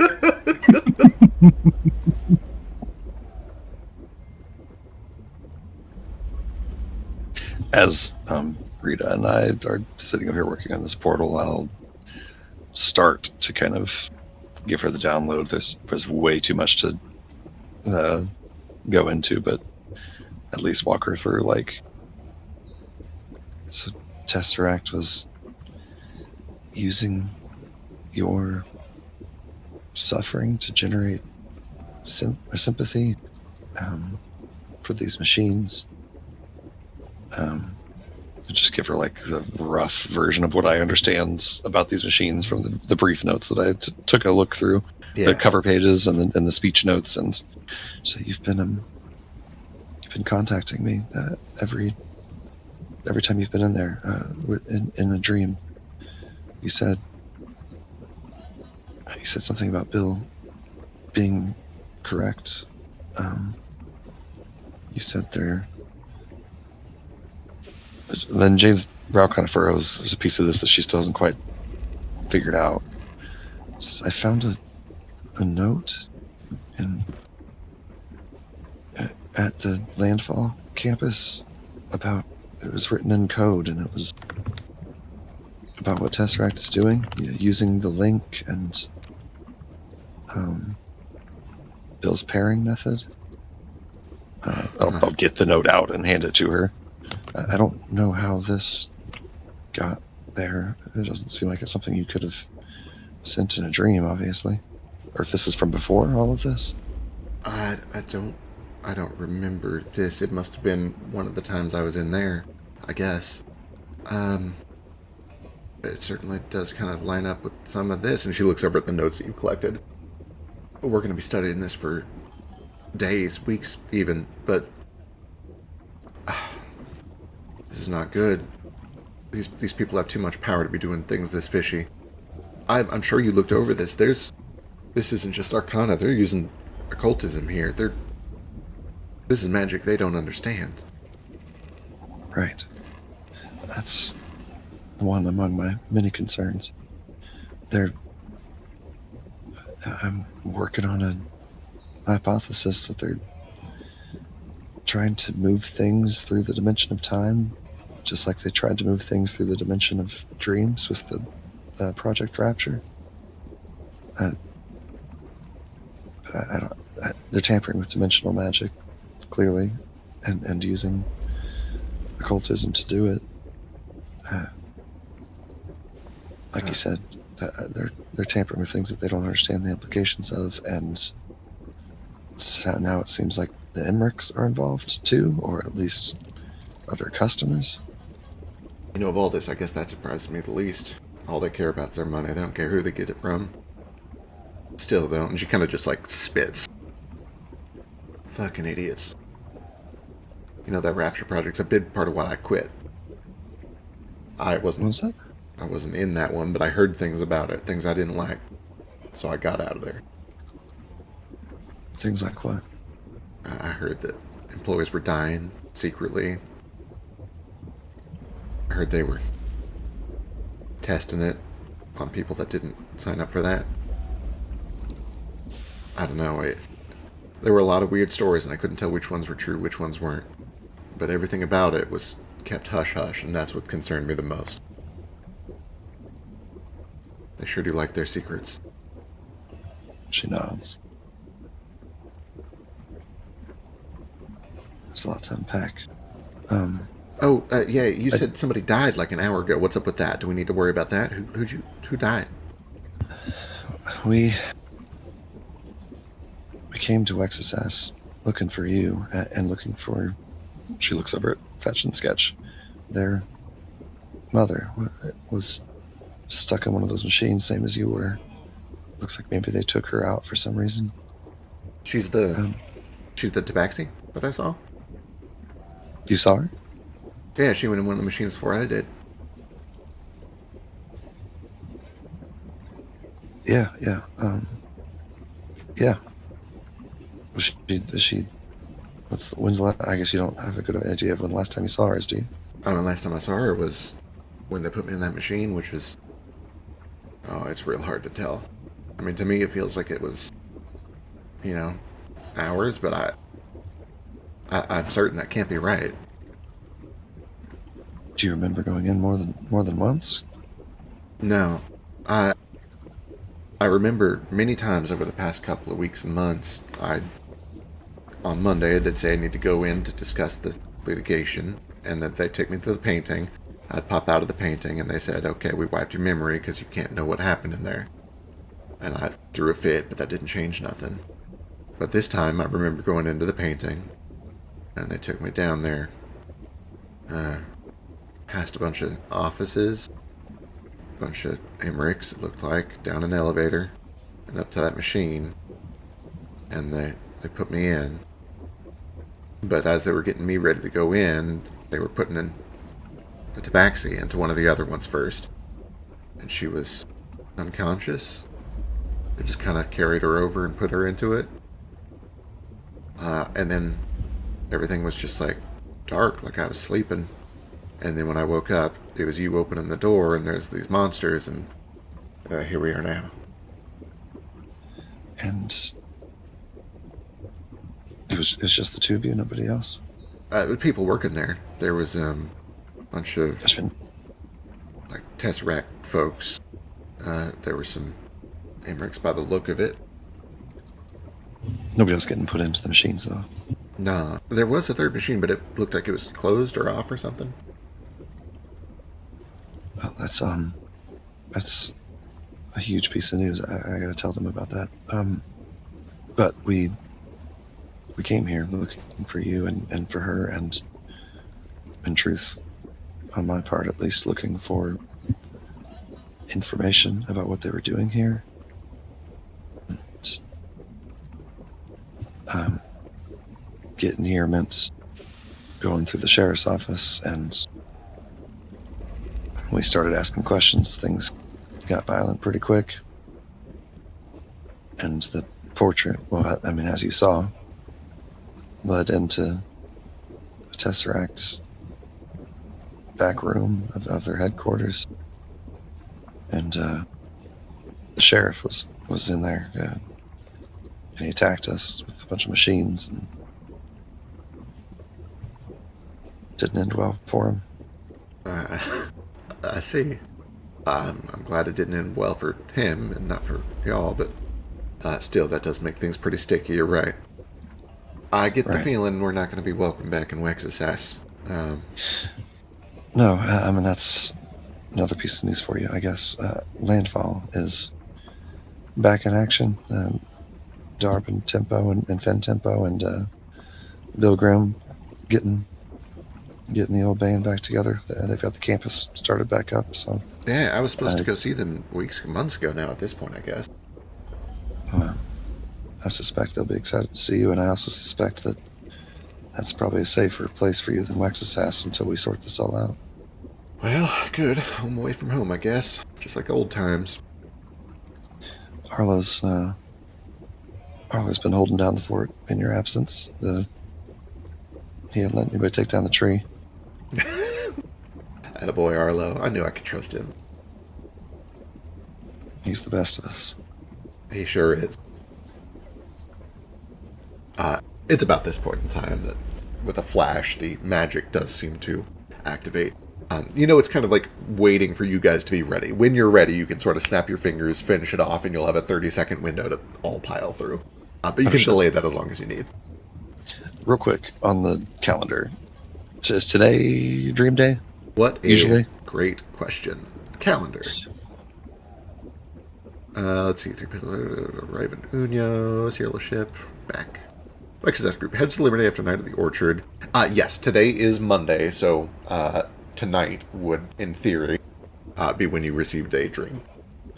The implication of which being that, assuming Rita's memory is correct, that Switch was here just as early as like this morning or whenever she was brought here? Possibly, yes. According to her recollections, anyway. Yeah. Her recollection is that it felt like she had been there for hours, but she also feels like that might not be trustworthy. She's very aware that there was some unconsciousness that happened, and she doesn't know how long that was. Do you know what the date was when you were last brought through And put in the machine? Yeah, I was keeping track. It was the 23rd. Is that today? 23rd is a week ago. Okay. So she has presumably been in that machine for a week. Understood. And the switch was put into the machine a week ago, assuming that those memories are accurate. Okay, cool. I'll just shout over to the gang that's assembled over there and just say, "Hey, this is ready. We should probably go. We might, if we go fast enough, maybe they won't have found the bodies yet. But we should also be ready for anything we're going to run into on the other side of this, just in case." All right, I'm gonna drag this corpse away from the lava so it doesn't burn up. Just drag it over here somewhere. Yeah. You're able to kind of like put it up on somewhere that is high and away from the lava flow, but also not near a burning tree. Honestly, like right over here is probably fine. Yeah, specifically somewhere it can bleed into the dirt. Then, right outside then. Perfect. As Fetch walks over, and cheeky, I'm just going to say to him, I know it might feel like we didn't accomplish anything here, or like this was... But we have more answers now than we did before. We know which way your mom went. We know the direction we got to go to get her. We accomplished plenty. We saved a Tesseract. Not just that. She looks down at her bag of notes and says, I know this seems like just a stack of papers, but this tells us why they took your mom. It tells us what they're trying to do. It might tell us where she is, even if it records the locations of their other facilities. Rita, and she looks over at Rita. Tesseract.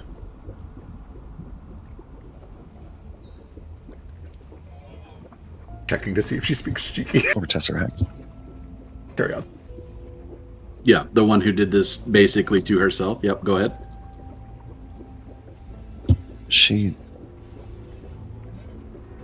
decides not to engage with that part of the conversation and says, she remembers seeing your mom alive and conscious, or unconscious, and being loaded into that machine a week ago today. So if I hadn't spent a week partying in Pirate Island, yeah, I get it. That's not the point. The point is we have a lead. The point is we have an update. We know we're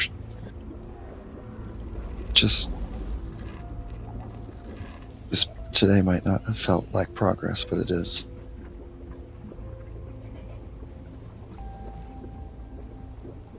That's all I'm trying to say.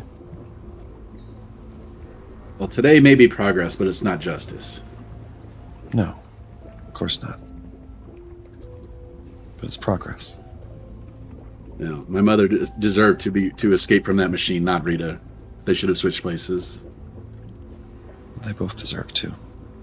Mm-hmm. And she still does.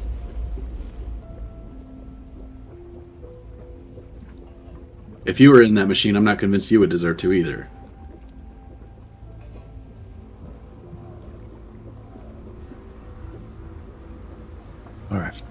All right, Fetch. Let's get going. And she will activate the portal. All right.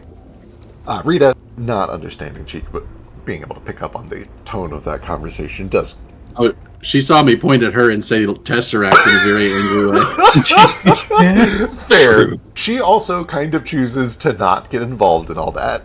She instead just kind of sits quietly and wait.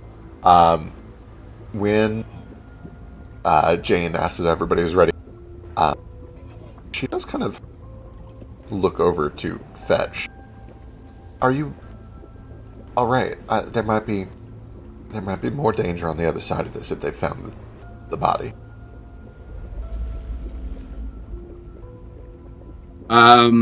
If it's danger I can't overcome, then I deserve to fall to it.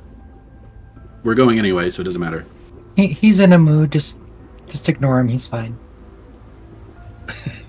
All right. All right. I've learned with time to let people do things their own way. All right, let's do it. The portal flashes up. Does anybody not step through? Hi. It's Bill. Hey, Maybe cutie. Billy. I'll go through last. All right, perfect. Bye for Hi, all Bill. Snake Boy. He got some steroids, and he's been very talkative since then. Hell yeah. Bill, when you die, I can convince Feck to take my cat. No, you cannot. I need to get the cat number in my house down much lower before I start thinking about new ones.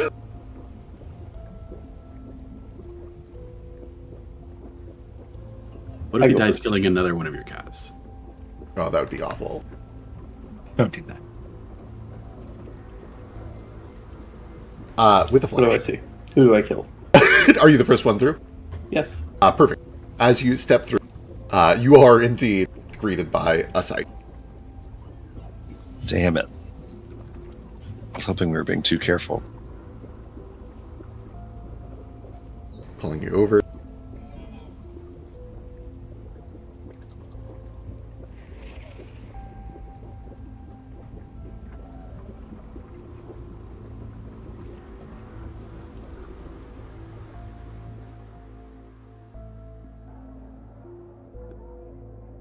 You find Jesus Christ. that the lights are on in this warehouse. Although still kind of dim. They light everything, but it's not exactly easy on the eyes. And there are several people that are kind of just investigating. They're looking around, trying to suss out what has happened here. Many of them appear to be Wexasassy sheriffs, accompanied by Tesseract dogs, or rather, warhounds, similar to Drifter. But you do see that farthest back, nearest to the secret door that leads to the hallway back into the actual proper Tesseract headquarters, is one Susanna Bauer. And she is standing between two hulking machines that have these enormous faceplates that almost look like locomotive things, plows. And when the teleporter kind of flashes up and all of you appear through, Tex first, followed by everybody else shortly behind. When Jane emerges, Susanna Bowers kind of steps a little closer and says, Miss Crichton, so good of you to join us. What the fuck, Natalie? Name's Susanna, not Natalie. Just I picture Susanna as Natalie. From Same, Severance. I originally designed her long before I watched Severance, but after seeing Severance, I just picture her as, like... She's just Natalie. She's just Natalie, yeah. As soon as we come to the portal and I see that there is anybody in here, I get my satchel full of notes out and cast a spell on it. That takes a minute. Never mind. I guess I don't do that. Balls. That's terrible news. Boy, I can't exactly be sly about casting a spell for a whole minute, so I guess I don't. Disregard what I've said. What did Susanna say to me? Miss Crichton, I'm surprised to see you here. I had thought for sure that with your loan paid off, we would not have to deal with any unpleasant meetings anymore. I'm very sorry to see that you've decided to continue to meddle.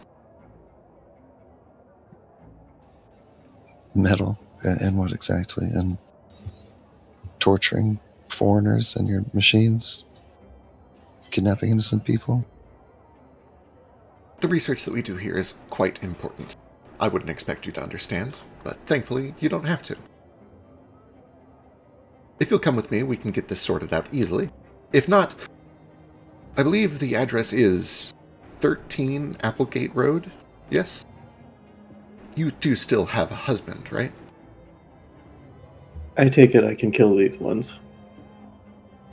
I don't know. Again, I don't want to like meta too hard here. Can I size up if this is a winnable fight at all? Sure. That is the thing you can do. Give me a... I'll let you give me either society for the sheriffs or crafting for the robots, or one for each is fine.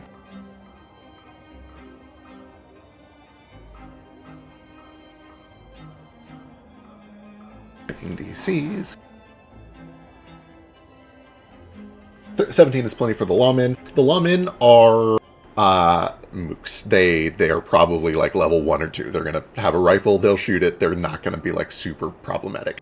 The Warhounds, you have traveled with Drifter long enough to... you've never seen Drifter fight. Deliberately, you've never seen Drifter fight, but you at least know the basics of what Imric Warhounds do. Boy, oh boy, oh boy, oh boy.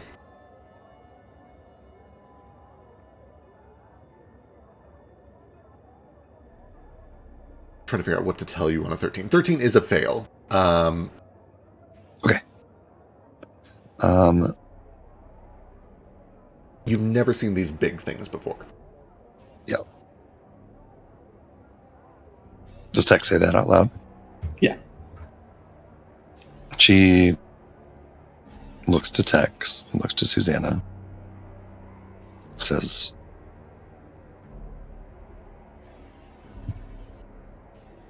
"You know, I used to be really afraid of you, but I'm not anymore. I need you to move out of our way. I really don't want this to end poorly for you."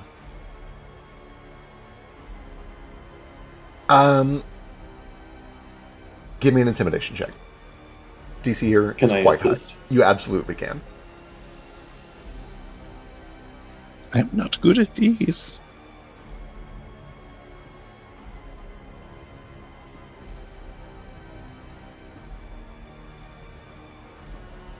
Can I, and I've already rolled dice, I guess. I was going to say, can I just be helping Tex instead? Yes, absolutely, you can do that. Since his modifier is so much better than mine. Okay, so we got the almost exact same roll anyway. Still gonna roll garbage. 15 is a success to bump the 17 up to an 18. The 18 is not currently a success. God, do I have stuff for this? Oh, Jane, I should finish your recall knowledge. On a 17 society, Susanna herself is not... You don't get any sort of impression that she's a combatant. The vibe you get is Right. that she's just a desk worker. Right. It's good to know. That would not have been my guess. Jane's peacocking pretty hard, but she's also so low on spells. Fuck it. I'll burn my hero point. All right, let's see. Oh, yeah.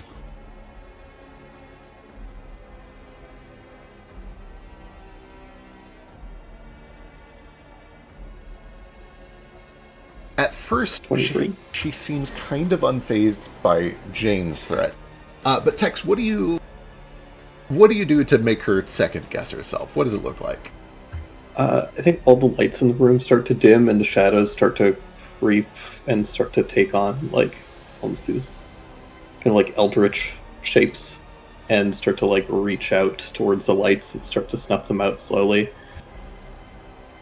Fucking sick. That is fucking sick.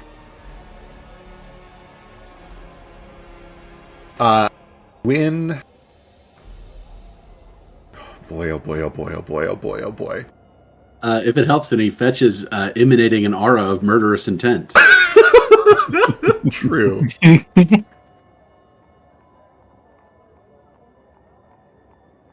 When... Do the lights ever flicker back on, or are they off like permanently? How's that work? If you let me do my eat light thing, then yeah, I can snuff out non-magical light. Absolutely. I'm down for that. I think I that will leave. I'll leave a couple of them on so that Fetch can kind of like figure out where he's going. But perfect. Oh, no, you mean let the rest of the party convince me to not go where I'm going. I have nothing to figure out. I was going to say, I think Fetch might have his mind made up. He's got a straight shot, I think. He's got to push me out of the way.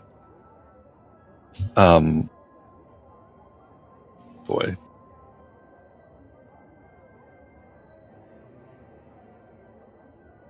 Okay, here we go. On a 22. What happens is the lights go dim, and then as many of you adjust your eyes to the darkness, Jane especially, but anybody with a good passive perception, anybody over like 18 or 19 or so, notices that there is that very, very faint Blade Runner-esque glow, 2 beads coming from where Susanna is standing. And in the darkness, she says, "Very well, be on your way. We can deal with this in other ways. We'll be seeing you soon, Miss Crichton."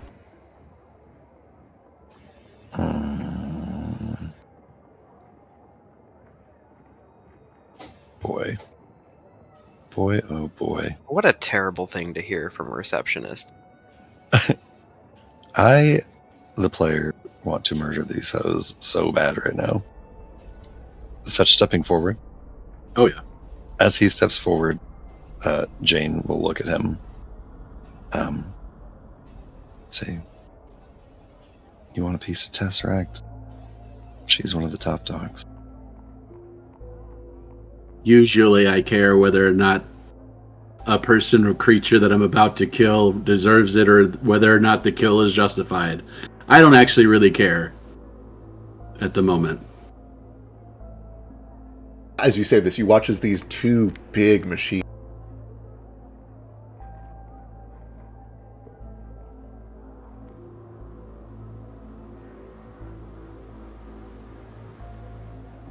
to Susanna, I should say. Yeah, I'm moving toward Susanna, but very, very, very slowly, very casually. Okay. So casual. She maintains this like stoic posture. The light's very dim now, just enough that, Fetch can still see, essentially.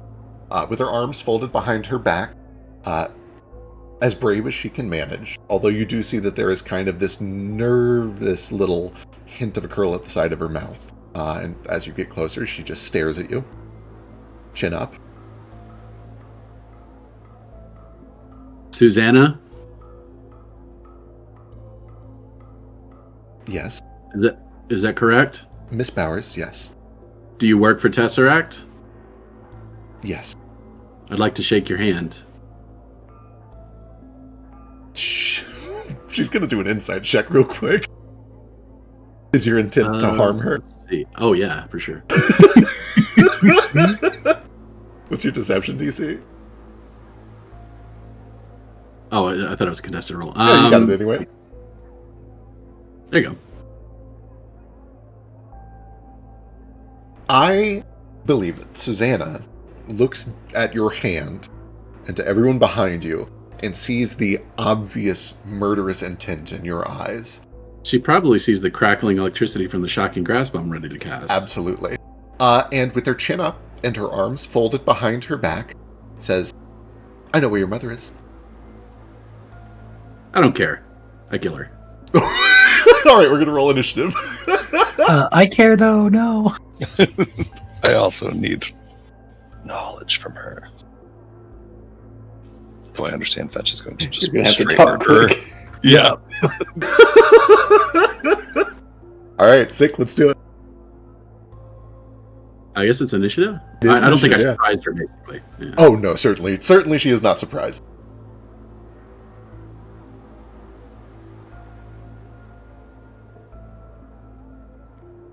Don't forget to PWL. Oh. God bless you. Look at this. Look at this good DM remembering to do DM things.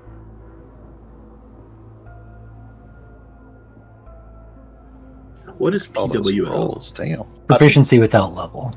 Got it. It makes To it be so fair, level it's doesn't Straight's matter. fault that you have to do it anyway. So, That's not Path entirely true. without- This is something that I did actually want to try, and I'm on record 3 years ago in Telegram saying I wanted to try it. I also like it much better than the previous iteration. Yeah, I think I do too. I'm just teasing. The smaller numbers are easier to digest. So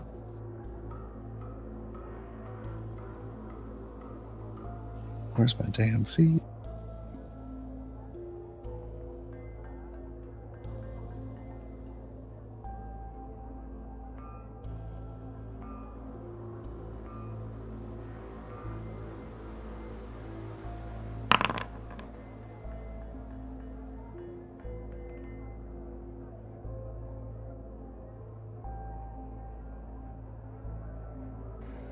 All right. Oh my god. Several of you rolled very high. That's so nice. Oh boy.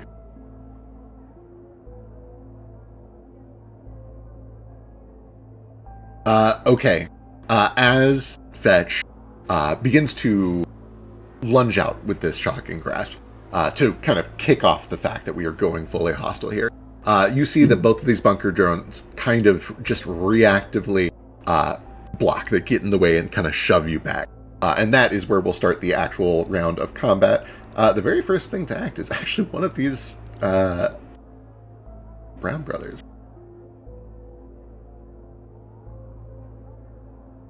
From the Cooter Browns? These are, now that you have stepped into the light here, you do see that the two Wexasasi policemen that have the lawmen that have shown up are the false Brown brothers that had replaced the two that were actually killed. And the one to your north draws a rifle, trains it on you, and is going to shoot.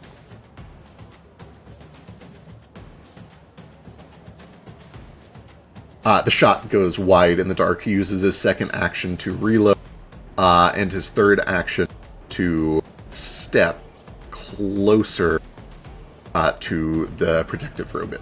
And that brings the separate attacks. Cool. Boy, I feel like killing... Going for Susanna just feels like cruel. That's Fetches.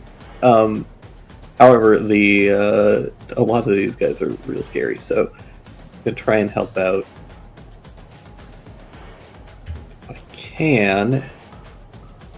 Is there a way for me to flank the drone with Fetch? Yeah, so I generally rule, like, very forgiving. Like, if you're standing in this spot, it'll count as flanking. If you're standing over here, it'll count as flanking.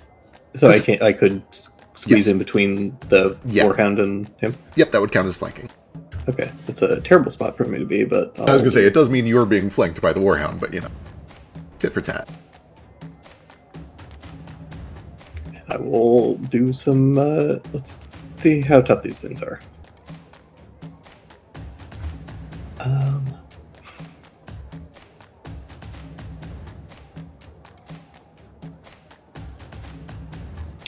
Actually, this is one of the Brown brothers. Correct. Can I squeeze up here? Yes. Okay. I'm going to go for him, actually.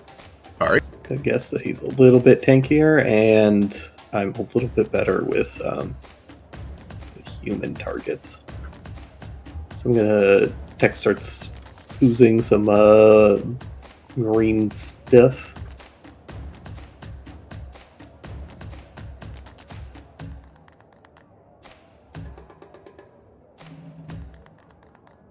18 is a hit.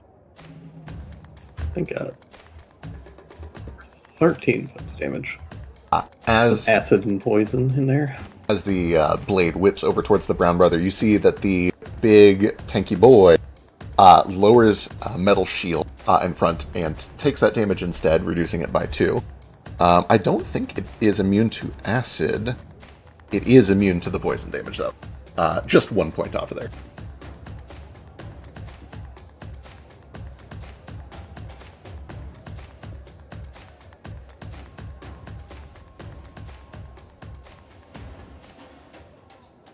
Cool.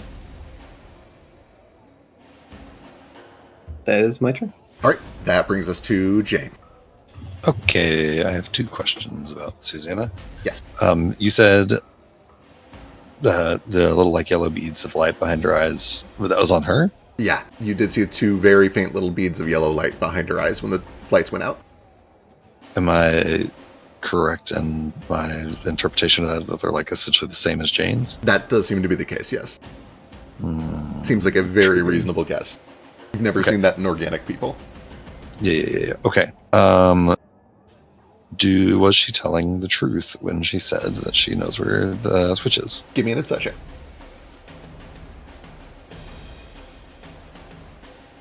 Nice. Very nice. Let me check hers. Your read on that situation is that Susanna was scared. She has a lot of reason to be scared. You guys have clearly demonstrated that you are not to be fucked with. And she knows that she is not a combatant. She believes the most valuable thing that she has in a fight is information. With a 22, it occurs to you that you don't think she would even know to say those words if she didn't really know something. Susanna had no indication from Fetch that he was looking for his mom. Perfect. I agree with Susanna completely that knowledge is the most important thing she wields in this here fight. And with that in mind, I get my top out, begins to spin in my hand, and then it suddenly jerks to a stop, and I will cast this on her.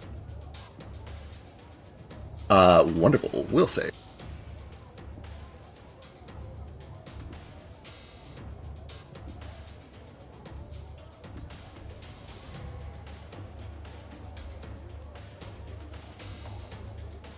$17 is a failure. Lovely. They phase out for one round. Yep, she's frozen in time.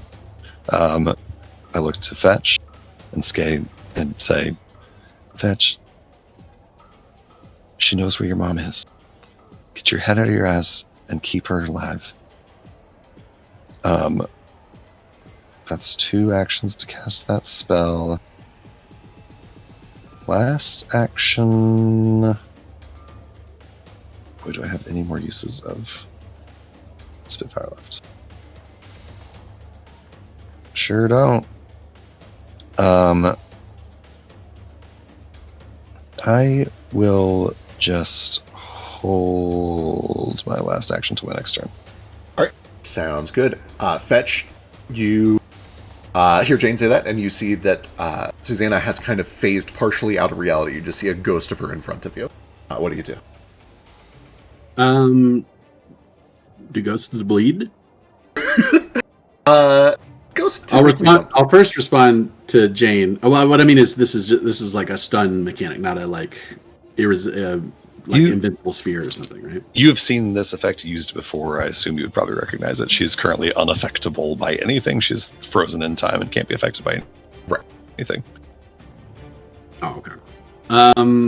Yeah, Tesseract. Tesseract lies. She either knows nothing or it doesn't matter. Your mom doesn't matter? Her life doesn't matter? Finding her doesn't matter? I'll find her some other way. I'm not taking help. It's the stupidest fucking thing I've ever heard, Fetch. You just bitched about people not helping you like 5 minutes ago. I'm gonna shock this room a bit. Which one? The one I'm targeting. This one. Oh, yep, you sure. Let's get an attack. It is certainly made of metal, so you have a +1 to this. That is a hit.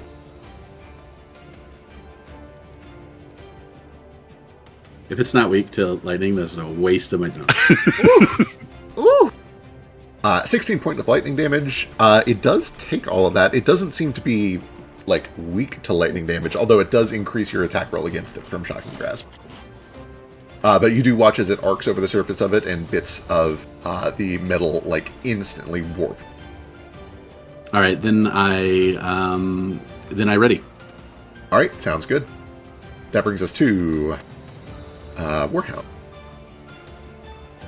The one in the back here is going to essentially come barreling up to attack. First action, strike. Second action, it begins to just ravage with jaws and claws. Yeah. 21. 21 does hit, but... Oh, right, you have reach and opportunity attack. Jesus Christ. 19, because I assume it's immune to poison. Almost certainly. Yeah, it is. Okay. Not immune to acid, though. Let's see if it does this automatically. No, it did not, so add 6 back. Okay, yeah, you whip it as it approaches. It comes barreling up to you. It does, let's see. It did land. Does hit. The hit, so here's some damage.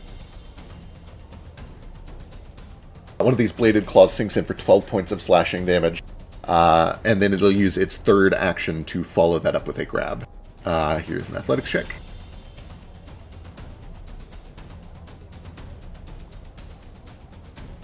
(22) against your fort DC.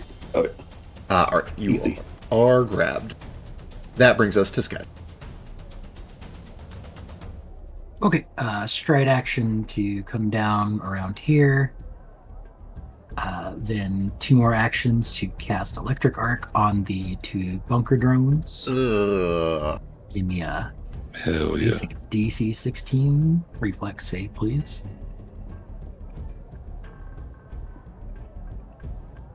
That is 2 successes for half damage. Okay. I don't know if this puts in my sneak. 1 second. Does not look like it does. Unless you have a thing for it, I think sneak only applies if you do an attack roll spell. Is it attack roll spell? Okay. I think so, unless you have some special feature for it. No. Still, 15 for half, so 2, 7. If I have both selected and I do this, it does. Hell yeah! Let's go. All right. Anything else? That's all 3 actions. That brings us to. Hate to break it to you, Sketch, but they are for some reason not weak to lightning, despite doing giant metal robots. Probably because Fetch touch, or not Fetch, probably because Fetch touches himself. I think Probably. That's That's probably the only thing that makes any sense, really. reasonable explanation. Yeah. Okay, well, the person that they were supposed to be protecting has blinked out. Let's see, is this the bottom one? That's the bottom one. It's going to use 1 action to just bash Sketch backwards. It can try. Ooh! Oh, it can succeed. Yeah, that'll. Nat 19 for a critical hit. Yeah. I'm going to uncanny dodge to make it not a crit. Damn it.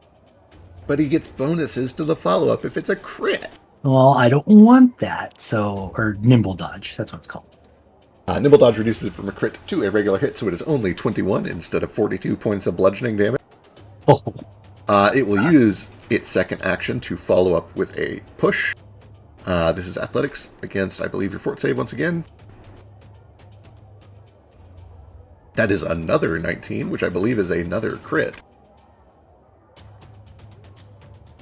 Reading? Oh, is it just my flat fortitude? Yeah, it's just flat fort DC.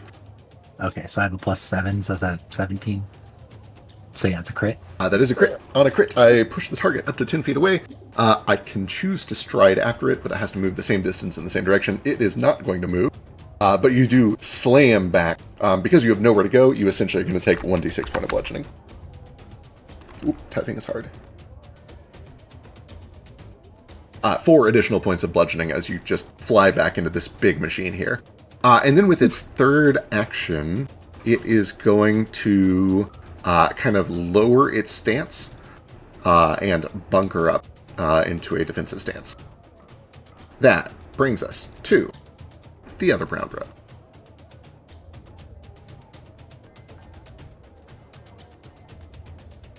This one is going to line up a shot on Sketch.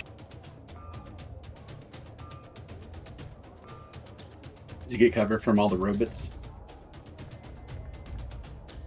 I don't think there's anything directly between Sketch and this one. He's got like a clear okay. shot, yeah. Oh, yeah, never mind. 10 is still a big old miss, though. He'll use his second action to reload.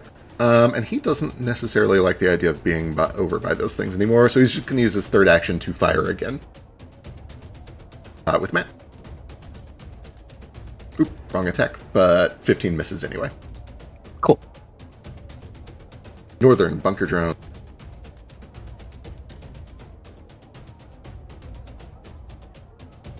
Is going to try to bash Fetch.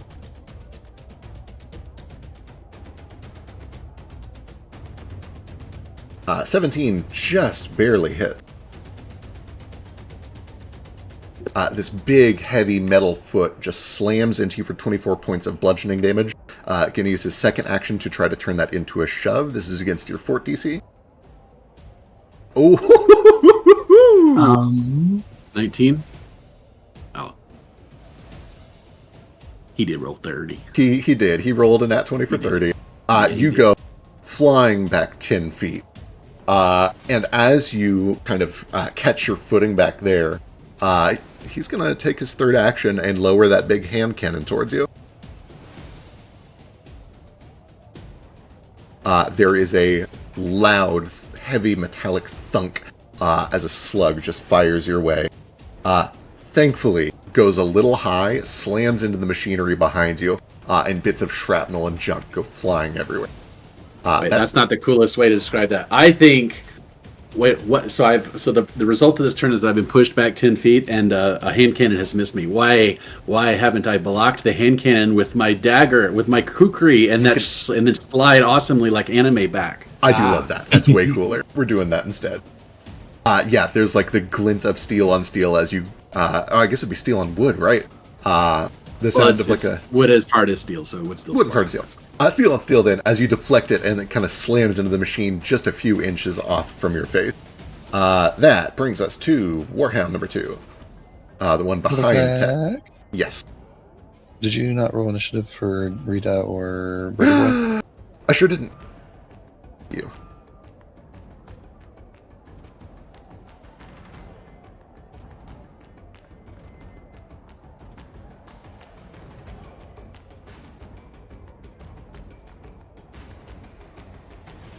So Rita should have got home. Yeah, we'll go and do Rita's turn first then. Oh, she should have been way up there, actually.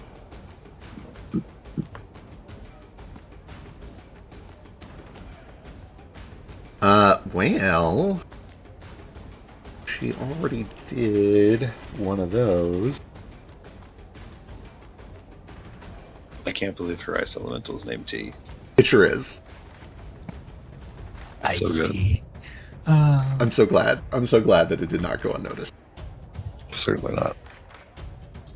She's going to use 2 actions to haste. Jane, you're the only person really that she knows how you fight. She's going to go ahead and haste Jane. Ooh, haste does basically nothing for me because I can't cast 2 spells in a turn. As she starts to do it, I'll point it to others. So that's better on them. Fair. Who do you point to? Tex. All right. She will cast haste on Tex then.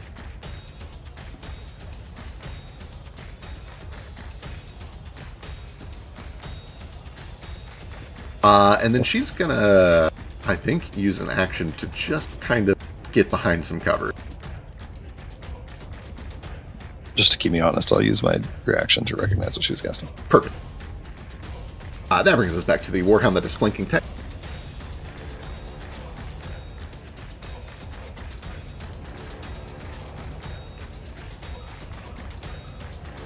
It begins kicking with its claws.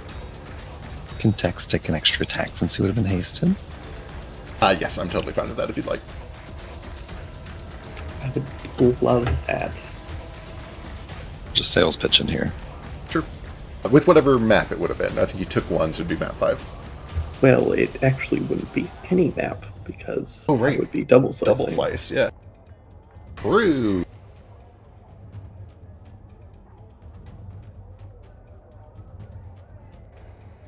That, oh my god, it's a critical hit. He is potentially frightened and slowed. Quite possibly. Let's see. Those are combined for the purposes of everything, Damage I believe. resistance. Damage resistance? Yeah. I'll double check in case it's other stuff. Yeah. What I'm essentially trying to figure out here is if the Robot's intercession would apply to both hits. And my gut says yes, but let me read how this is worded.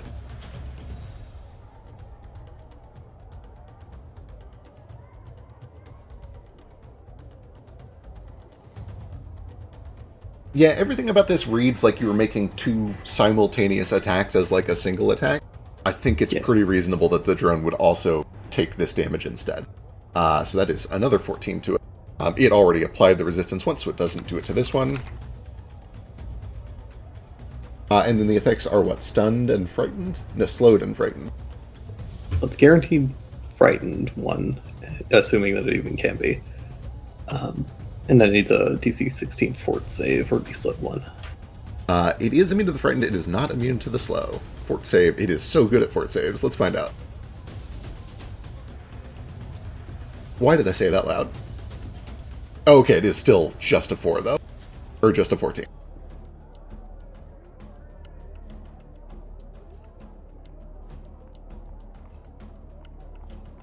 Okay, I believe that brings us back to the future. The Warhound behind you, flanking, has hit. Here comes damage. What do you mean? It's only a 14. Oh, isn't the DC 14 on your slow? No, 16. Oh, 16, you're right.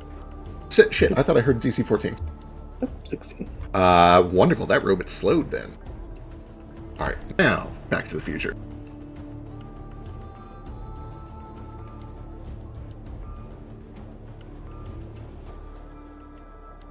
We have 14 points of slashing from behind you, Tex, to the northwest. Once again with Matt. Since you're already grabbed it, doesn't need to worry about that. That is another hit for another 11 points of slashing, and one time with map 10, or map 8, rather.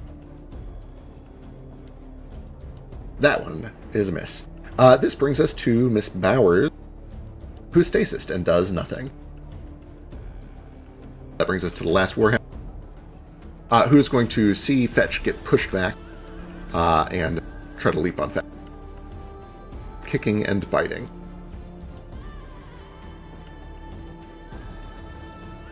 12 is a miss, though. You are able to kind of like glint this cannon shot off into the machine behind you, and then bring the kukri down just long enough to wedge it into this thing's jaws. You've essentially got its mouth kind of wedged open. It's going to try to continue to bite down with Matt.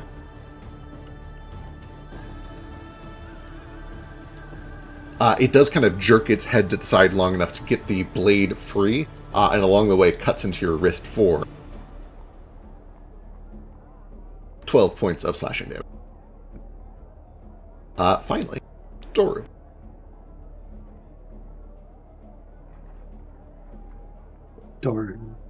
Doru. It's not allowed to die.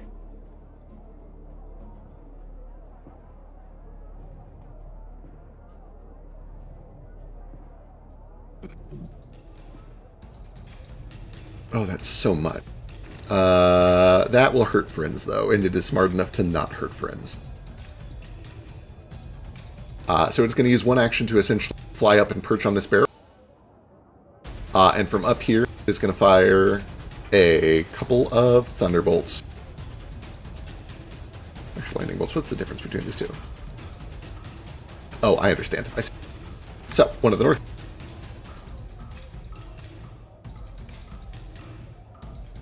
Hits for 12 points of lightning.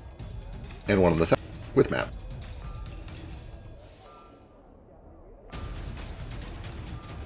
Misses. That brings us back to the top. The northernmost brown brother with Tech sees Tex is just grabbed by these Imric Warhounds, and is just going to get the butt of his gun and just start bashing.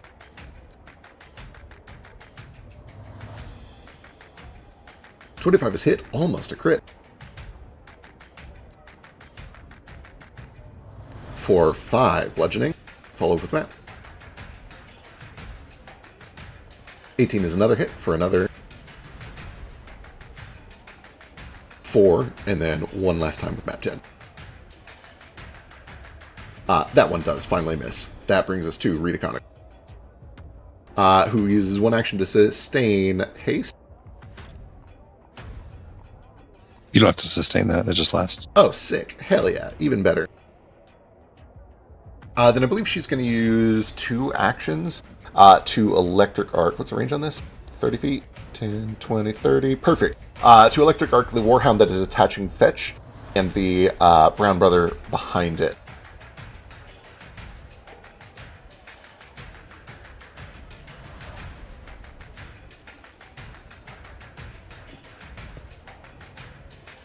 That is a crit fail from the Warhound, regular fail from the brown brother.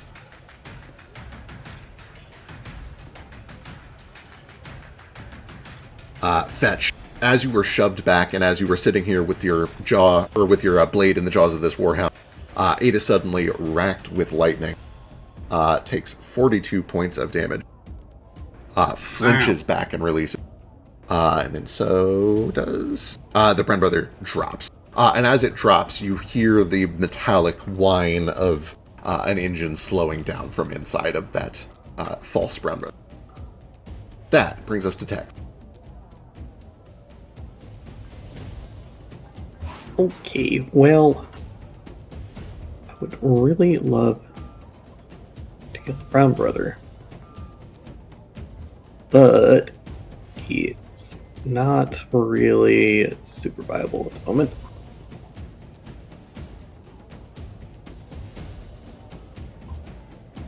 Do I get the sense that he's also...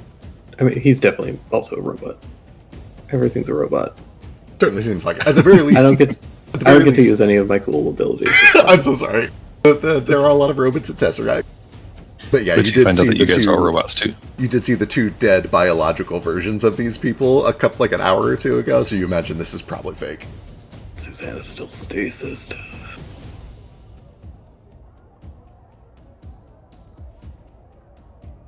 Well, in that case, I gotta get these hounds off me. I'm gonna go for the one that I've already entered. Alright.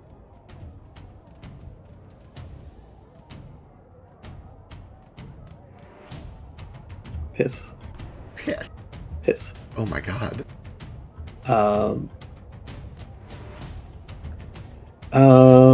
Cool. Okay, I gotta heal. Alright.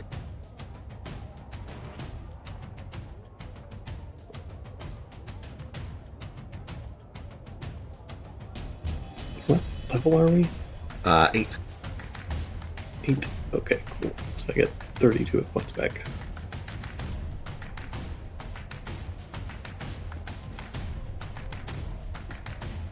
And Tex gets angry. It's And it's my Tex. useless turn. Good luck, guys.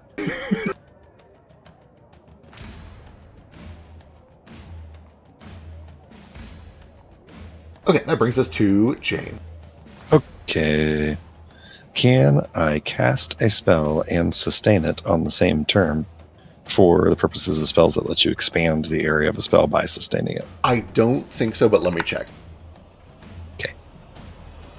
Sorry. You're good. Sustain it.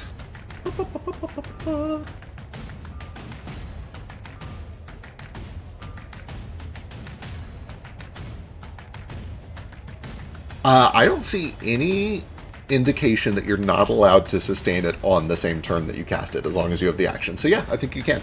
Lovely. So I have an action saved from last turn. I will use that to move in a little closer. All right. In fact, walking forward as slow as Fetch did entering this area, walking right up in front of this robot. As she's walking forward, her top in her hand that had jerked to a halt to freeze Susanna in place starts to slowly turn in her hand, just ever so slowly. And I will cast this spell. And then upon casting it, I will then immediately sustain it to increase it to a 10-foot emanation surrounding me. A creature in the emanation, or that later enters the emanation, must make a fort save. They only make it once. They use the same effect for the whole duration of the spell. Every time you sustain it, you can make it bigger. Okay. This affects everyone in a... Oh, does this hit my my friend? Please? It doesn't say creatures you choose. It says any creature in the emanation. Hold on. Let me see if I can find a place to put this that is not so shitty then. It surrounds me, right? Yeah, it's an emanation from you, it looks like.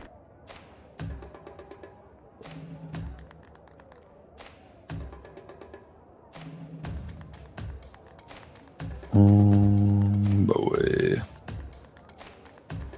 Well, maybe that is not the best thing to do. Well, you know, I'll do it. I've already committed to it. I'll do it.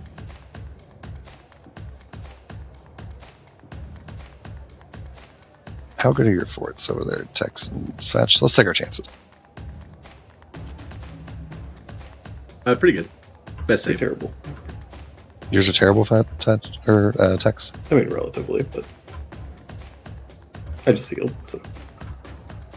All right, I'm going to try it. We're going to take a chance on it. I'm going to do it right there. It's unfortunately going to get Tex and Fetch, but it will also get both the robots, this Brown Brother, and this Mark III Hound right here. Wonderful. They need to make saves immediately, as do Fetch and Tex. Tex, you are currently under the effects of haste. That is going to give you a +2 status bonus to this save.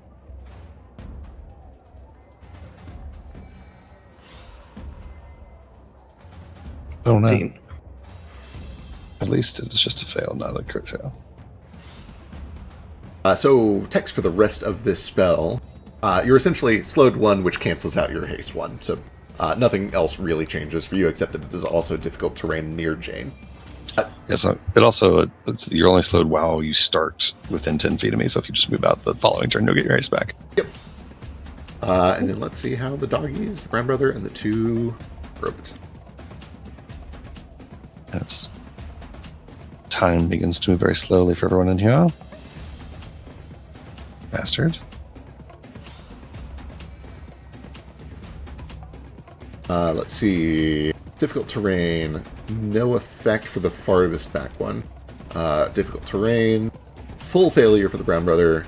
And, okay, so neither of the Warhounds are affected at all. The 2 big drones treated as difficult terrain, and the Brown Brother is fully slowed 1. Well, that didn't go as well as I wanted it to. That is it, though. That is 4 actions to make that happen, so that's it for me. All right. That brings us to Fetch. Before my turn starts, Jane, drop the shield. I'm not going to kill her. I'm just going to pull her arms off. One way or another, the shield has dropped because my turn ended, but I believe Fetch? Oh.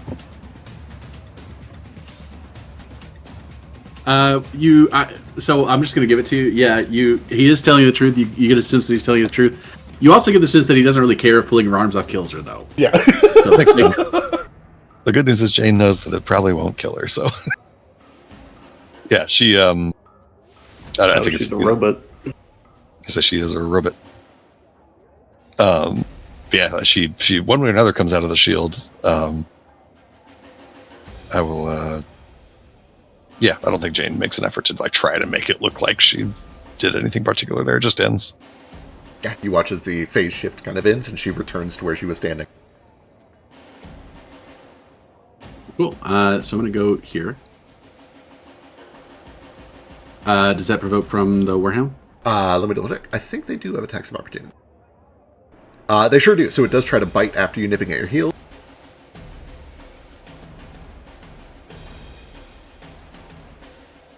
.23 is a regular hit for 10 points of slashing damage. Worth. Suck this. We're gonna double strike or double. What's it called? Double slice.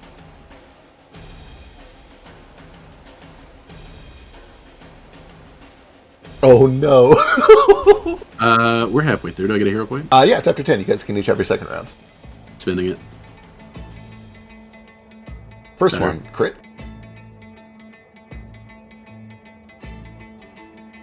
Second one, also crit. Jesus. Calm down. I will not.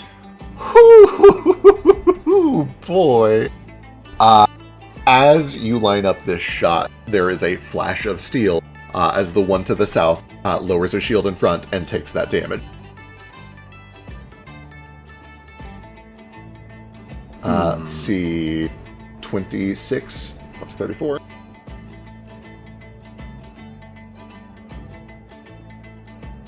There is a massive dent left in the a blade of plating that is able to put in front of Susanna just in time.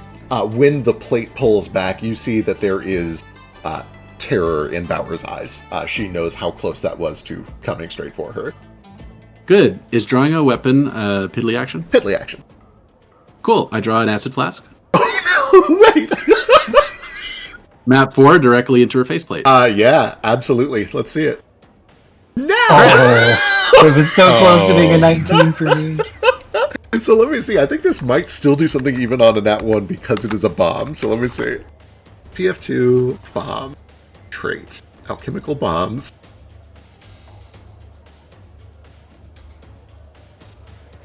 I also want you to notice that I am doing nothing about pulling our arms off at the I do notice this. It's a bomb in PF2. It's probably going to blow up in his hand. Probably. I'm For okay with example, oh, here we go. For example, if you throw a lesser acid flask and hit your target, the teacher blah blah blah blah blah blah. All your creatures blah blah blah. Critical hit blah blah blah. If you miss, the target only takes 1 acid splash. If you critically fail, no one takes any damage. Oh, nice. Yeah. So I think what happens is that you realize that these things are going to block, and you reach for the alchemical bomb. And you find that the same robot that just like blocked your first strike, essentially just like knocks it down out of your hands, and it clatters on the ground. I want her. I want the camera to close up on the look of fear even before the acid flask is shoved directly like at her mouth. Oh yeah. You can see that she is suddenly realizing like, boy, I wish I had taken that deal, or I guess rather, she wishes you guys would have taken the deal. She's in over her head, and she knows it. She can see the way that this fight is going. I believe that's all 3 actions. 4. True, all 4 actions. That brings us to Warhound to the southeast of Tex. This is the one that has you grabbed. I believe what it's going to do is kind of like wrestle you down into a lower angle. And you feel heat, and you smell gas, kerosene, as something builds up in the back of its throat. And then there is a gout of flames that just emerges and pours over you.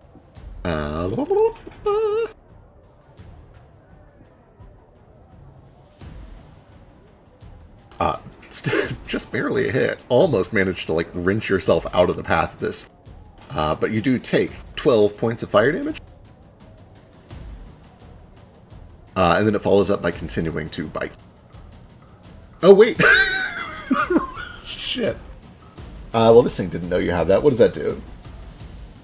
Just eat it. You just eat it. I still take some damage, but... God damn it. God damn it. Okay, 11 misses. One more time with Matt.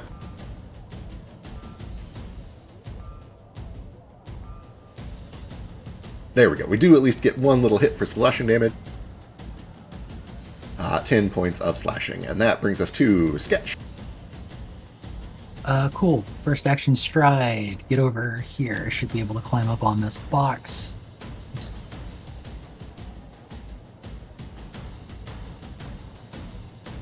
The South Warhound is going to like kick a leg back towards you as you walk through his range. Did I leave his range? No, so in PF2, walking like through somebody's like reach counts.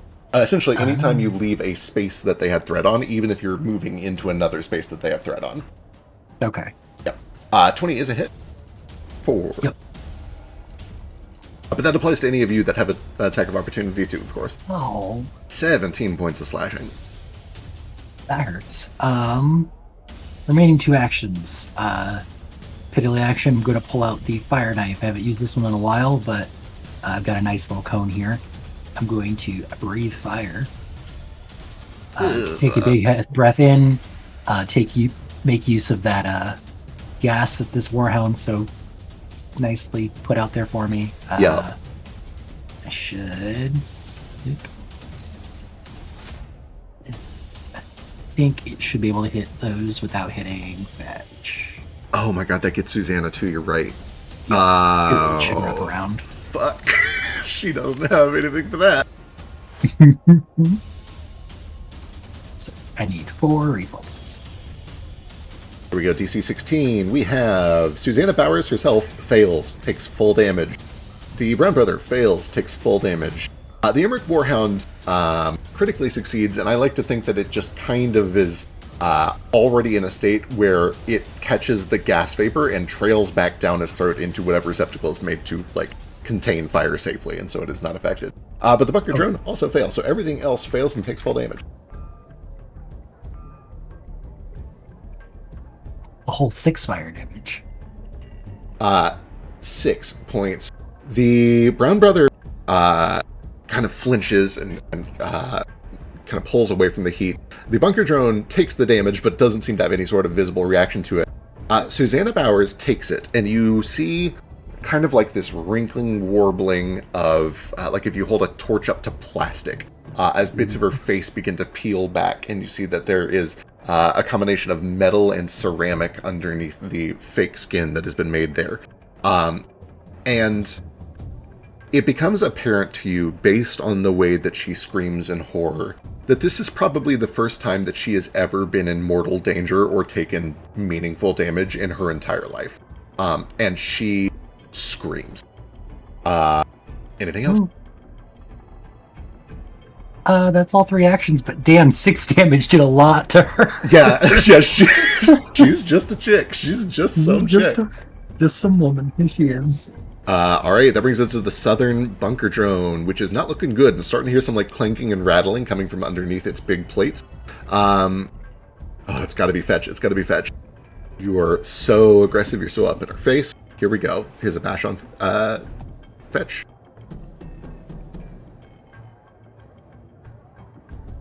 18 just hits.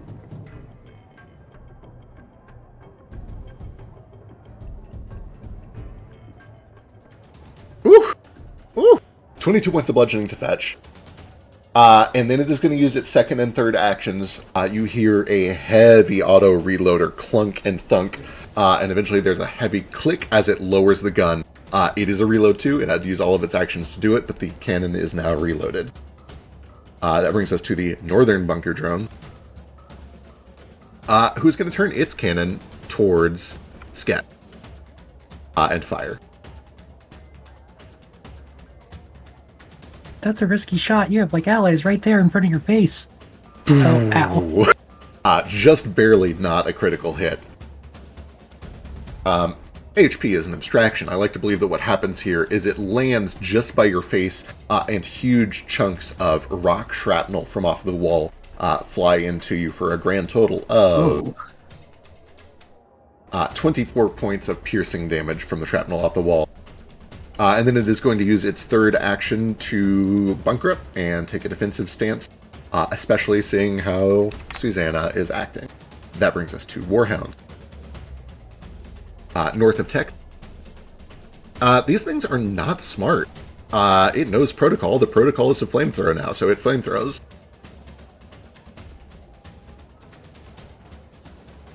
That is just a hit. For piddly 10 points of fire damage. I don't know if you still have things active from Meat Fire. I'm not sure how that works. I'm gonna check.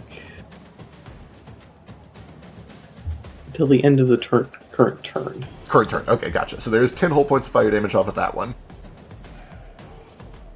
And then bite with Matt.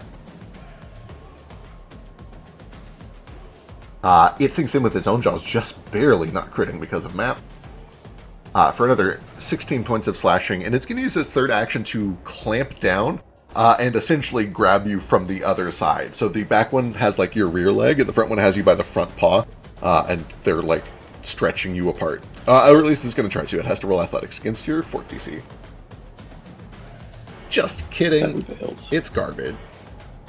That brings us to Miss Bowers.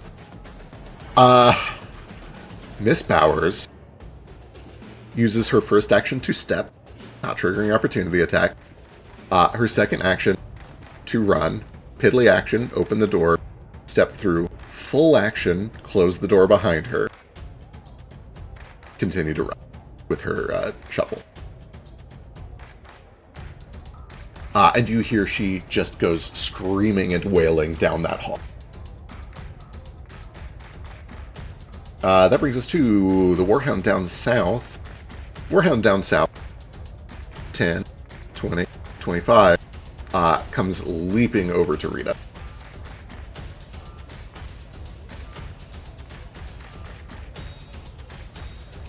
.26 is a hit, and follows up with a grab. 13 points of slashing, and she is grabbed.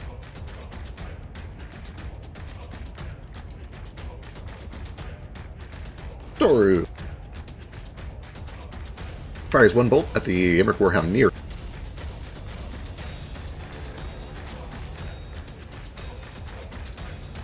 Critical hit. For 32 points of life, which is not quite enough to drop it, so it'll throw one more and try to finish the job.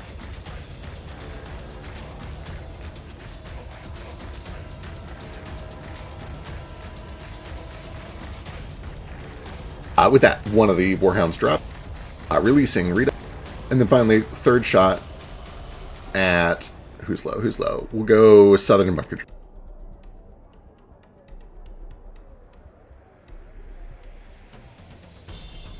For a miss. Top of the round, the surviving sheriff is just going to point blank shoot Tech.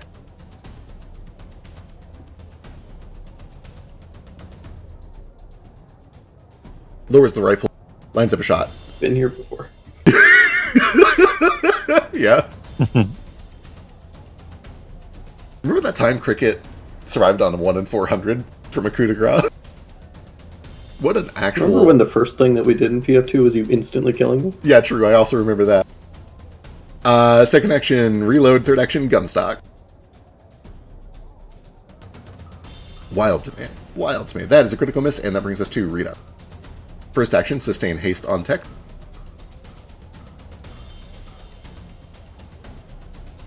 Second action... Oh, I guess if she steps, she can't cast any spells, can she? But she also doesn't have line of sight to anything. Yeah, I think she just has to, like... She'll ready her last action for next turn. So she has an extra one for next time. Text. Real quick. Yes. Is this 5e? Can I end dispel at any time, or does it have to be on my turn? Great question.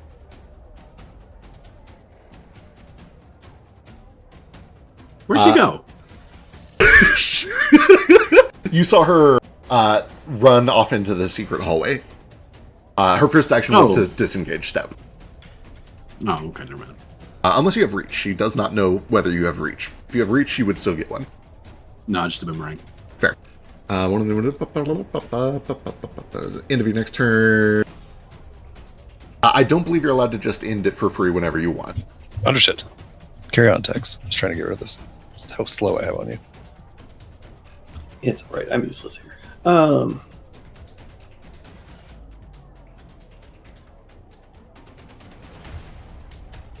Well, guess I'll just attack the Warhound to try and get it off of me. Perfect. Is this an escape? No, I'm just gonna attack. Just gonna kill it. Excellent. Whoo, boy, that's a hit. A crit. Second one is a miss. 40 points, ignoring the last 6 of that for 34. Acid begins to corrode away. You watch as its bladed jaw starts to warp and melt under the acid and then twist violently as you get your blade kind of caught at it and wrench it at a hard angle. Third action. Third action, I'm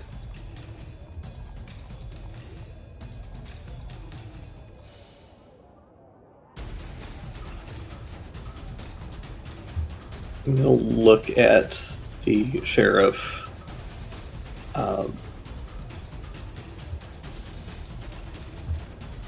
And the shadows just kind of start to lash around and pull back in towards Tex.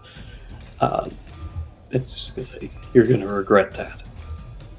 And I'm going to do a demoralize. Excellent. Hit me. DC here is 16. Piss. Yeah, these cold, stoic eyes. I'm just going to roll 2s, 3s. I know, I feel so bad. The double net for his last turn, too, was a nightmare. Alright, I believe that brings us to Jane. Okay. First action, stride. Oops.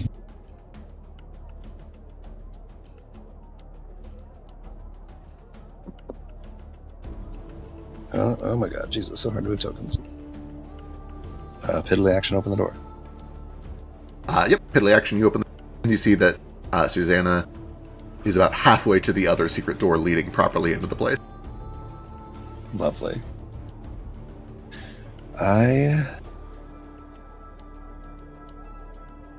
Boy, oh boy, oh boy.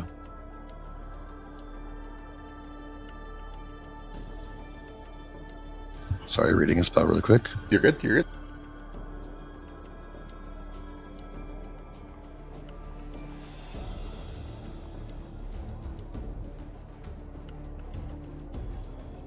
Okay. I fling the door open. I look at Susanna down the hall. Hold my top in my hand. Say... Actually, I don't think I say anything. I think the top just starts to spin in my hand as I hold my other hand up toward her. Begins to spin very quickly. And she sees Tex bound through my legs underneath me toward her, leap up at her and start tearing her to pieces. As I will conjure alternate Tex from another timeline to come make an attack against her. Incredible. Now, importantly, I would love for this to be non-lethal. However, it says that Tex spends his reaction to create this duplicate and makes any decisions about this attack. So, that's up to Tex. The action can be used for a basic single action, or can use limited resources. Yada, yada, yada. Okay, yeah, Tex, you essentially get to do a single action strike on Susanna Bowers however you would like. Cool. We'll find out. So I just have to make a strike? Yep. Cool. Well, bold of you to assume that I can do that today.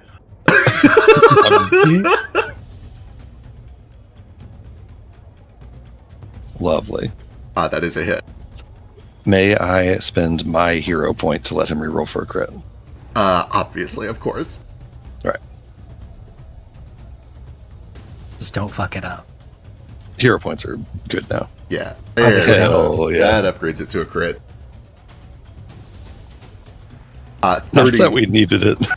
30 points of piercing and corrosive acid. She drops.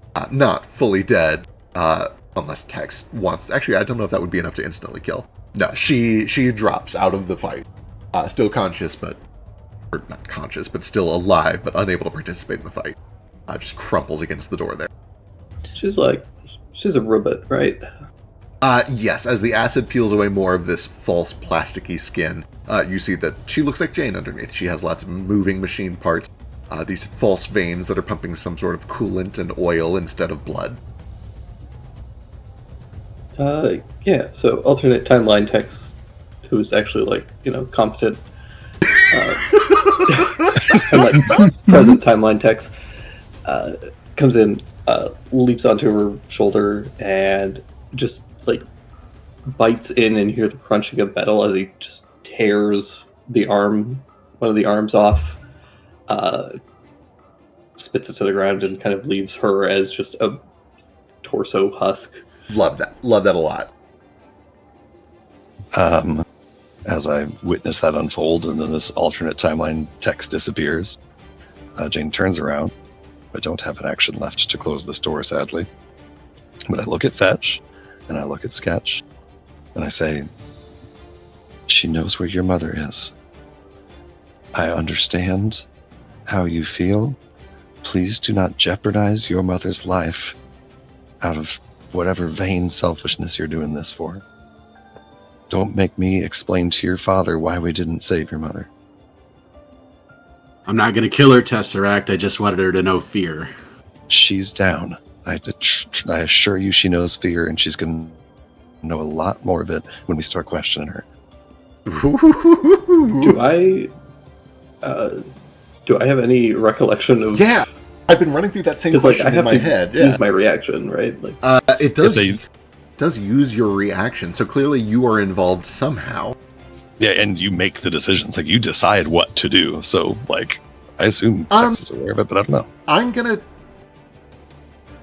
You critically rolled on that attack roll. And you spent hero point on it. Here's how this presents to Tex. This is what it looks like to Tex. Tex, you notice Jane cast a spell. As the spell casts with the same timing that makes you think it is almost certainly related, you get a brief moment where time kind of seems to stop around you. And in front of you, there is a door. What's Tex's favorite number? Between, 1 and 1,000 or so. 69.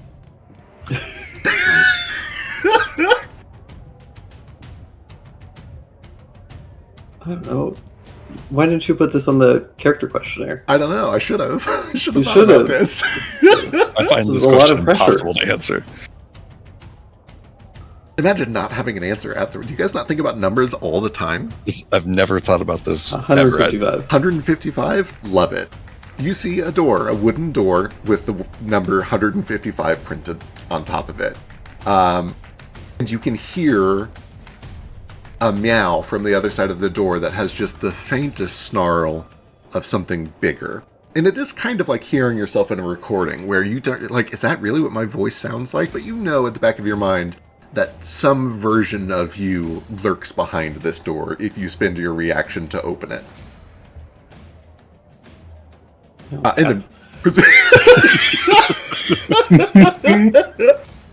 And then when you do, everything returns back to normal, but you guys all see for just a brief moment this apparition, this alternate text come flying out from nowhere and leap into Susanna and begin to rip her until she's essentially just a torso.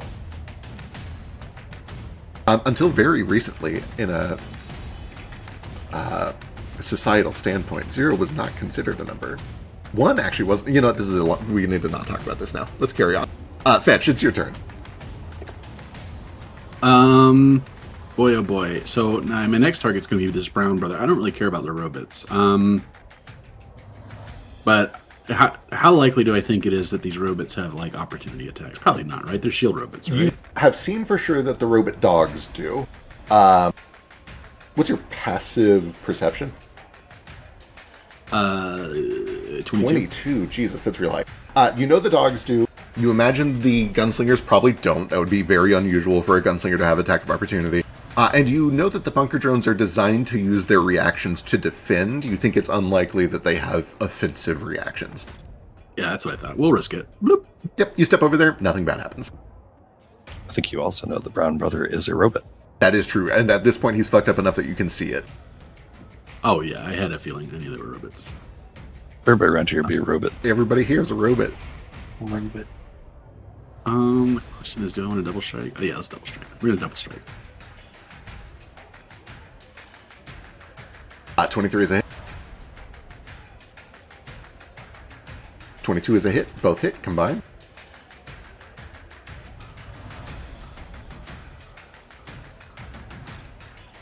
What I'm really curious about is whether they bleed or not. Unfortunately, we will not know because the bunker drone intercedes, takes 24 minus 2, 22 points of damage on behalf of the brown brother. That's me. All right. That brings us to Warhound. Oh, crud. Now I remember what my plan was. I was supposed to drink a healing potion. Okay. Yeah. It do be like that. I'll sketch on health. I still can't see his health bar. That's so weird. Sketch is about a third. It's weird. Okay, It's not showing up on stream either. Why is this? Why do bad things happen to good people? Let me make a note to look into this. I'll check my settings real quick too, just to make sure there's nothing weird. The settings on the token look right. I think it's going to be on my end because I wrote that like custom health bar shit, so it's probably my fault. Okay. Okay. The Warhound again is a simple creature. It has techs already grabbed, so it is going to continue to simply follow protocol. Protocol is flamethrow. Oh no. But wait. I cancel it. Excellent. Not cancel it, but delay it at least. Wonderful. All of this fire begins to pour out and vanish into the ether to reemerge in a few moments. With its second action, it will slash with map for a miss, and then one more time with map 8 for a hit. These things are powered by sympathetic energy, right? What a great question. What is you're like a master in crafting, right? I'm either at least an expert. You're at least an expert. What's your passive crafting?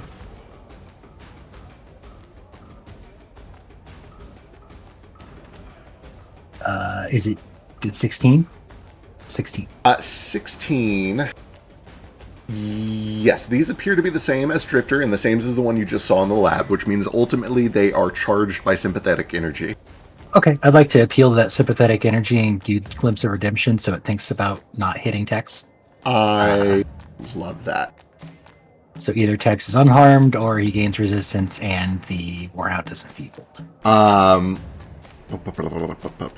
You know what? Normally I just default to the second one because it's the one that makes the most sense. Can you give me a spellcasting check? Whatever. I think it's nature for you, right? Yep. Yeah, give me a nature check.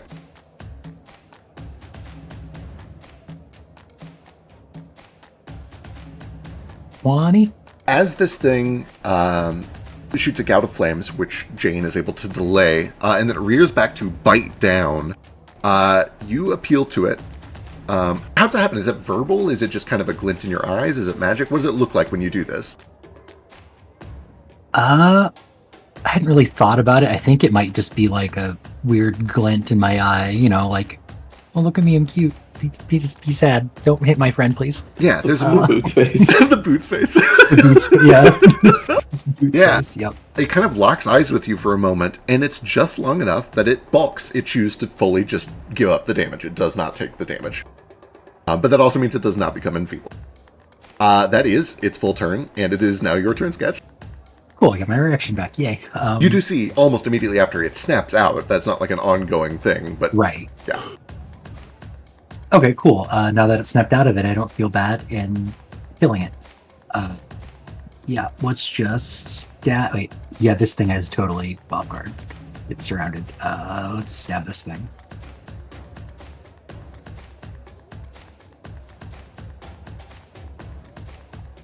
I'm gonna hero point that, and Alright. I'm gonna target it so we actually see what happens. Damn.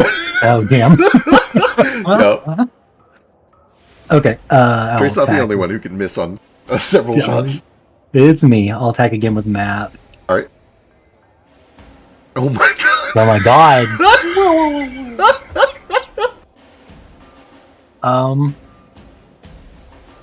I will go ahead and I'll activate my elemental assault for next time, and maybe I'll do better next round. These things didn't seem to resist fire, so let's keep going with that. Wait, no, that thing actively. It didn't resist it, but it's breathing it. Let's go with electricity. All right, wonderful. That brings us to the lower bunker drone. Turns around, heavy metal footsteps as it.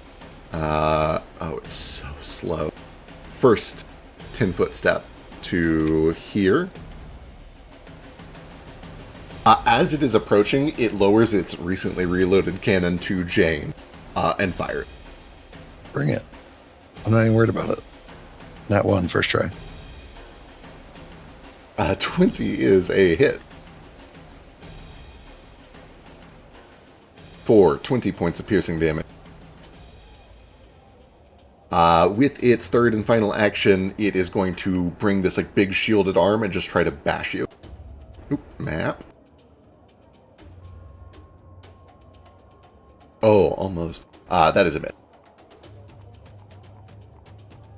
The other bunker drone follows along.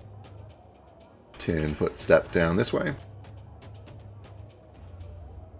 Which silly things. triggers from Tex with reach, I believe that triggers.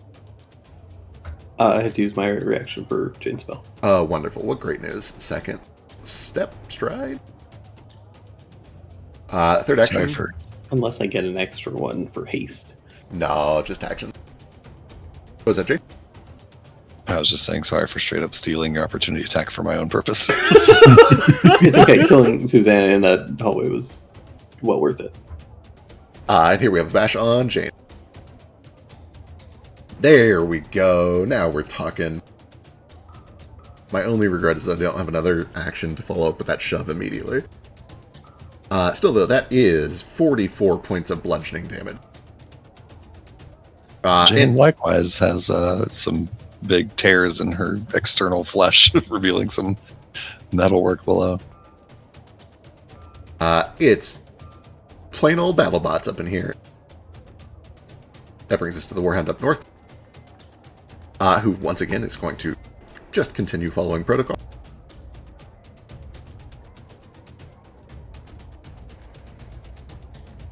Three misses. Crits.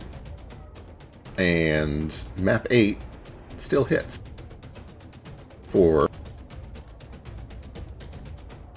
22 slashing and then 10 slashing on text. Both of those are on me. Both on you. Little old me. Little old you.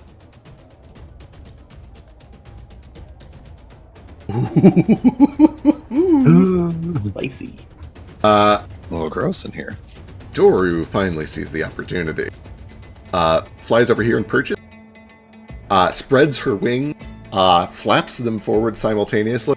And there is a crack of thunder as a lightning bolt flies through both of them. I hope that's Doru. Lightning bolts trying to do when they do it. Starts within 2d6 sonic. DC 14 basic fort save. Okay, so start with this. Doru. No. And Doru had one of my hero points. Get I'll let you good. spend a hero point on Doru if you want. I do. Alright, let's see. I'll regret it later, but I want it now. There we go. That's a hit. So we That's start better. with one of these.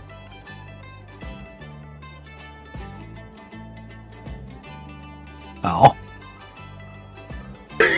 Doru. But wait, there's a little more. They need fort saves, which they are both great at.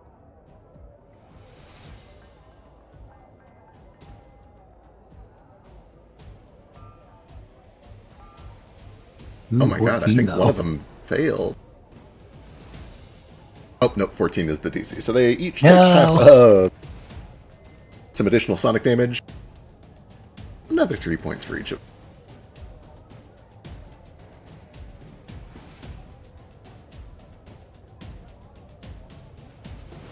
Doru tries. She does her best, but she is still ultimately a glorified familiar. That brings us back to the top.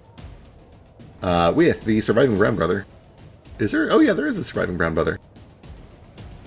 Things are getting scrappy, but you guys are both low. We can possibly get both of you here. Let's start with Tex, because you're flanked. Team are you on?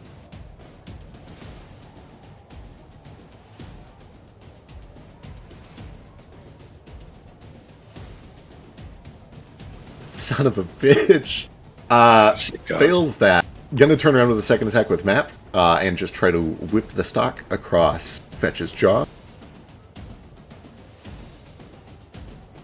No, are you Oh kidding? my god. I didn't even need my reaction. Yes. Third action, he steps back.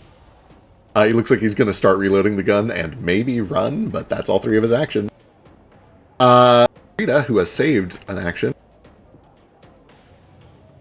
is going to use 2 actions to cast Electric Arc on the 2 Warhounds here. So Rita has like the skull floating right above her head, so she looks like a PvP killer in an MMO. Just a little old lady who's about to kill you and steal all your stuff. Yeah, primary target in World of Warcraft. Don't attack sheep.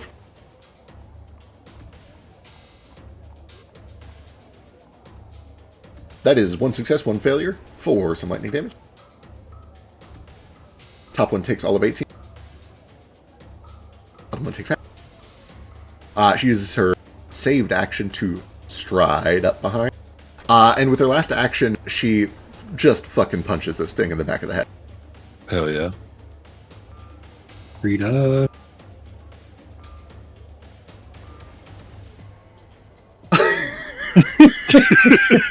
Madness. Full madness. Truly incredible. Yeah, just totally catches this guy off guard. Fuck, what's the damage on an unarmed strike for a wizard? What's her strength? Strength is... Oh my god, she's strong. She's strong.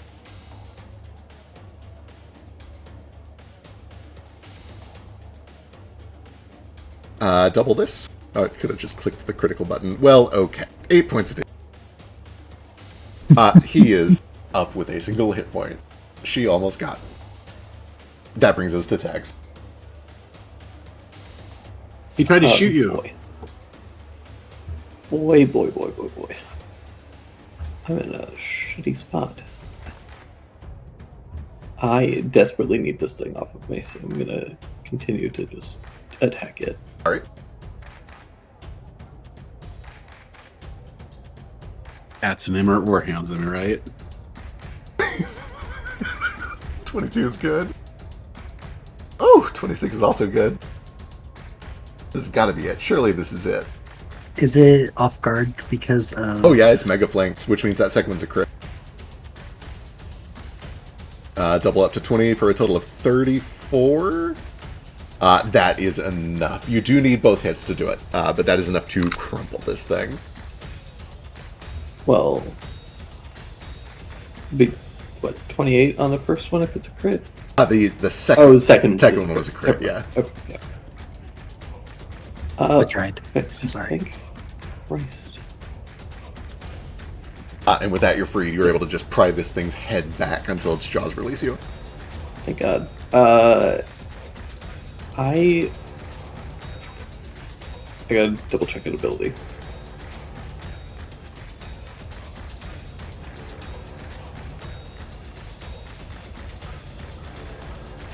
I'm gonna not do that because I'm gonna need my reaction. So just staying there. I'm gonna attack Sidro over here.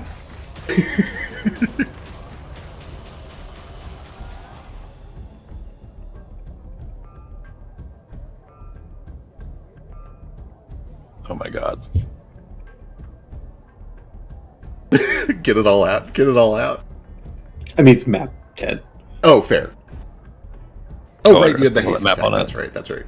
Yeah, Alrighty. I believe that's all 4 actions. I believe so. Brings us to Jane. Okay. Things are not looking so good in here. Jane, with, again, big tears in her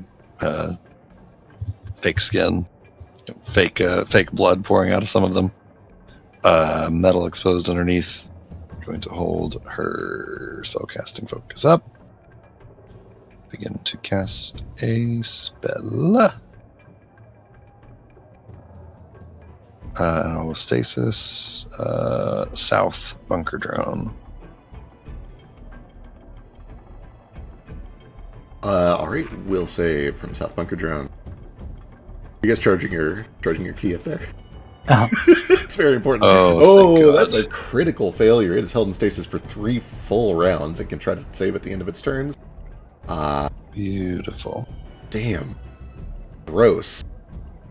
That's lovely. That That's is just lovely. terrific news. Okay. Feel a little bit better about my life now. That is 2 action. Third action. I am going to step through this door. And then I'm going to piddly action close this door. And hopefully this door saves my life. It might. I'll just lean against this door real hard and pray. That's my turn. Amazing. Alright, perfect. That is the end of your turn, which means the delay consequence, I believe, goes off. Is that true? I think it goes off on the creature's turn. Hold on here. Gotcha. Then Yeah, that'll be... it's a 1 round duration, so it's when it goes. Okay, perfect. That'll be after Fetch's turn then. Fetch, it is your turn. Let me ask you a question real quick. Sorry, Fek. Yeah. With the way this is worded... Oh, I can't do this anyway, but just out of curiosity. Could I delay the delayed consequence ending and delay it another round? I don't have any focus points left to actually do this. I'm just wondering. Just now. theoretically. Maybe Yeah. to trigger a creature hit by an attack, transpose the moment, roll damage. Target is immediately affected by the attack taking damage. I don't think you can, though. Okay, cool. That's kind of what I figured. All right, in that case, I don't have focus points, so in I go. Okay. Then Fetch. Wow. I'm going to ask out loud, does anybody need a healing potion? Looking at Jane specifically. Jane just closed this door behind her. You say the voice comes from behind the side of the door, like, I think you need it more than me. Not gonna turn you down, though. Okay, perfect. So, assuming the door is not there, and I was making direct eye contact with you after asking you whether or not you needed a health potion, and you said yes, I drink a health potion. Right? God. God bless Fetch. That won't help at all. Let's do a step. That's 2 actions, right? Yeah. And then let's do take this guy's head off. How about that? Can you do 1 point of damage? Hell yeah, how do you do it? Good, great. I'm gonna do what I promised, and I'm gonna like put him in a chokehold, and then just kind of saw one of his arms off, and then I switch arms and do the other one. Yeah, hell yeah, amazing. This thing... He's not gross, he's a robot. Yeah, he's a robot. There's Psychopathic sparks behavior. sparks of lightning that catch little bits of oil as it begins to kind of fall off. For what it's worth, it is worth mentioning. This thing appears to be similar to Jane, which means it has artificial pain receptors, but it doesn't have the same like feeling of mortality.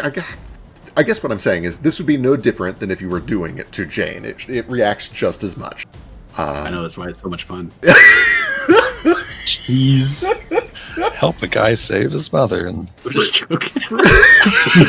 Frenemies. He drops, I love kind it of so rolling much.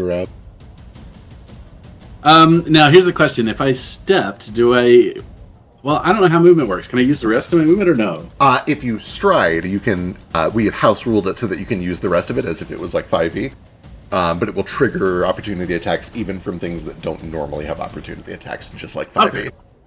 Well, in this case, then it didn't mean anything to step because I wasn't within threat. So I'm just gonna finish my movement here. Perfect. And perhaps like even continue it over here to flank. Okay. Attack. That will trigger an opportunity attack if you do. Because when From who? So right now you're in his space. If you move here, you are leaving a space he controlled, and it doesn't matter that it's into another space he controlled. Gotcha. So I'll stay there then. Okay, perfect. Could you have gone out and around? 5, 10, 15, 20, 25, 30, 35. You need 35 feet of movement if you want to avoid that. We still have Tailwind from Doru because it lasts for an hour. Oh, that's an hour? Oh. Then, yeah, you can do that if you It want. does last for an hour. I killed it because I thought we spent an hour like chilling. What is my speed? I got fleet. I'm at 30 feet. That's right. So Okay, it depends on whether Tailwind is active or not. Yeah, Tailwind is active, and with that you could circle the long way around behind this thing. All right, there you go. There you go. Tex. Perfect. Speaking of text, the now deceased Warhound's flamethrower goes off, and I'm going to roll some damage.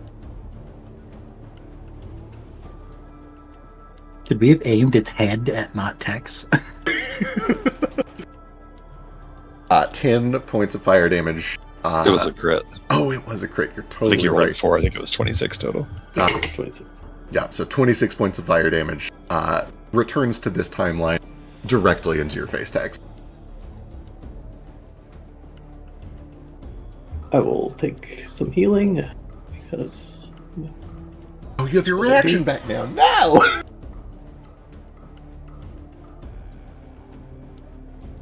always forget how much health I get. Carry on. I'm alive. That's fair. Does it stop all the damage? Yeah, essentially, I take the damage, drop to 0, and then instead of dropping to 0, I drop to, like, Oh, right. 7 hit points or something. Amazing. Perfect. Okay, that brings us to Sket. Okay. I was gonna go over the boxes to where Fetch is, but now I don't have to. I can just walk over here and get some stabs in, hopefully. You don't have any healing? I have out of combat healing. Oh, I was going to say, he's just got good berry, essentially. I thought you had the heal Yeah. spell. Maybe. Fetches. I swapped it out because I didn't need it for so long, and now that I need it, I don't have it. So live and learn. I'll figure it out.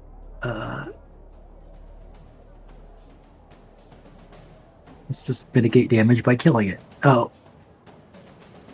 21. 21 is a regular hit.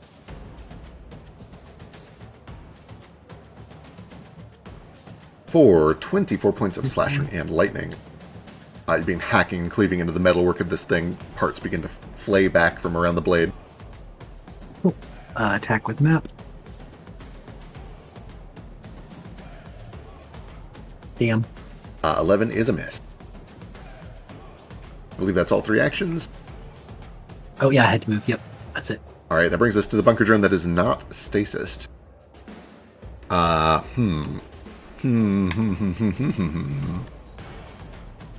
First action, stride. Piddly action, swing the door open. Does this have a hand? Hang on, let me look. I don't see a hand. I'm zooming there in. at all, I don't brother. see a hand. You're gonna have to punch the door. I think it has to be second action, punch through the door. Yeah. So here we Can go. I- What you got? No, sorry, go ahead. Second action, punch through the door. 19. Let me go pull this up. I'm sure that's enough to destroy a wooden door, though. Let's see. It's an ultra special secret hidden door. It's probably got some wall or something on it. That's fair.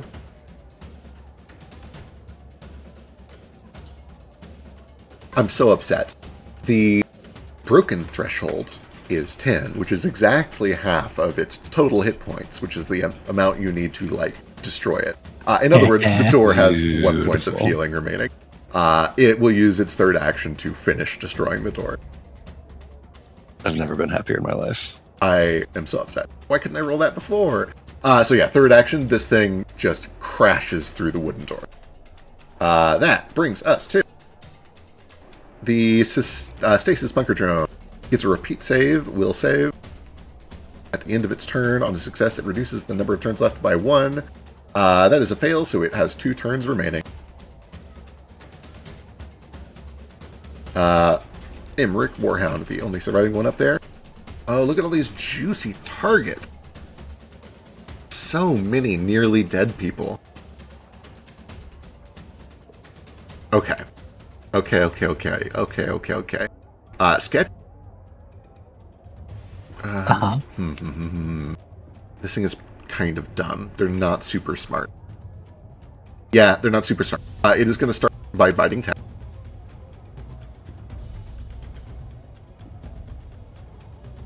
I kind of already destroyed my people. Isn't that enough? Please consider not doing that. Oh my god. Sketch! Give me another nature check.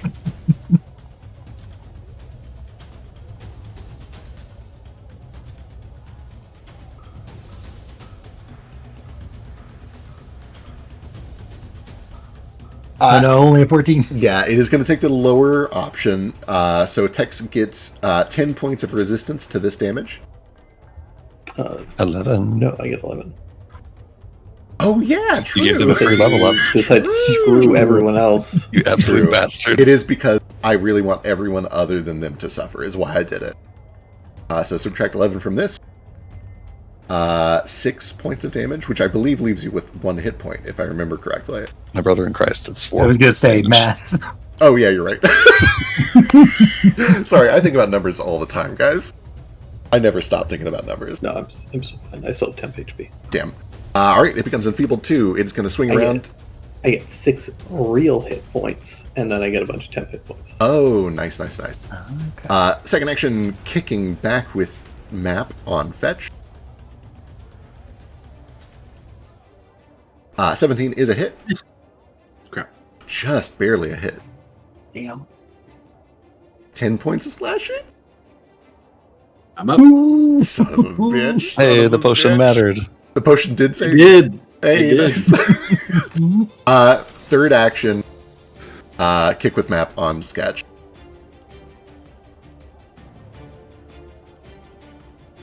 That is all 3 actions. That is a miss. That brings us back to the... Oh, sorry. It brings us to Doru. Boy, everybody is low. Everybody in this fight is low. When given a choice, Doru protects fetch and scout. Turns around, begins firing bolts at the Warhound.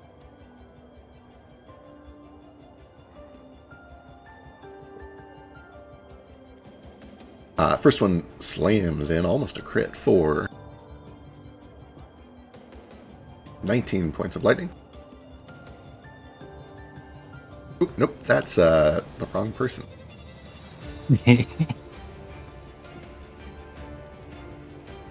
There we go. Second one with Matt. Misses. Third one with Matt. Hits 4. 14 more points of lightning. It is still just up. Brings us to the top. Rita Connors.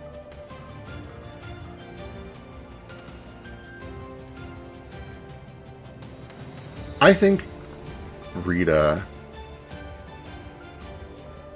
Are these close enough for Electric Arc? What's the range on that? They are. Oh, yeah, she is going to look to each. She points a finger at each, one to the Warhound and one to the Bunker Drone, and fires an arcing bolt of electricity out from her hand, connecting the two of them. They both need reflex save. She doesn't see like a hurt, injured cat and think, "Oh, maybe I should heal that." Oh, she's a wizard. She doesn't have a single heal in her arsenal. True. Let me check. Oh yeah, there's not one single heal in here. Mood.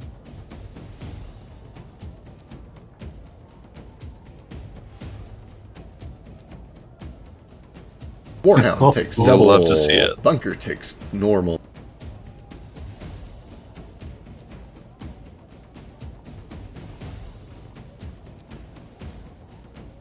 The Warhound locks up and then just falls with a metallic thunk against the crates. Down south, 18 points on the Bunker Drone.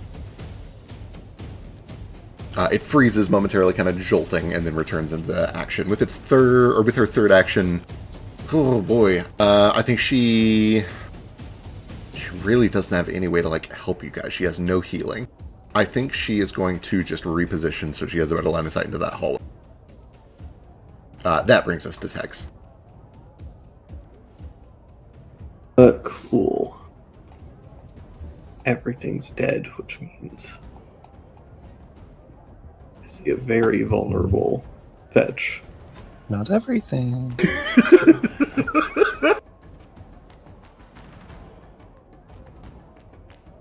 I guess I'll go and kill the thing that's bashing on the door.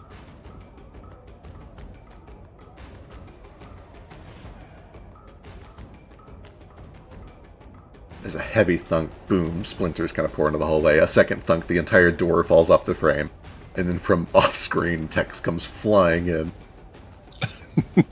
I like that visual from that perspective in the hall.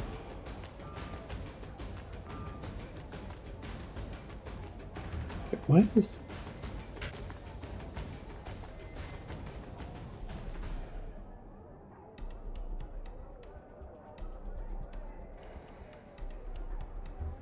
Why is this lower than my other shit?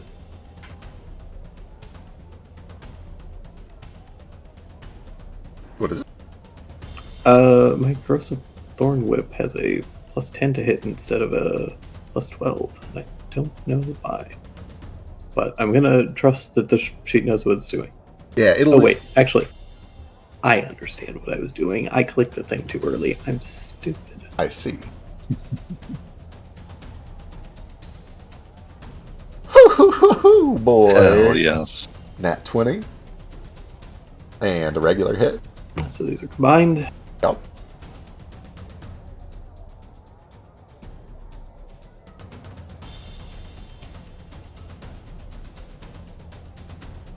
$24 plus 13 for 37. What's it look like as Tex deactivates this thing?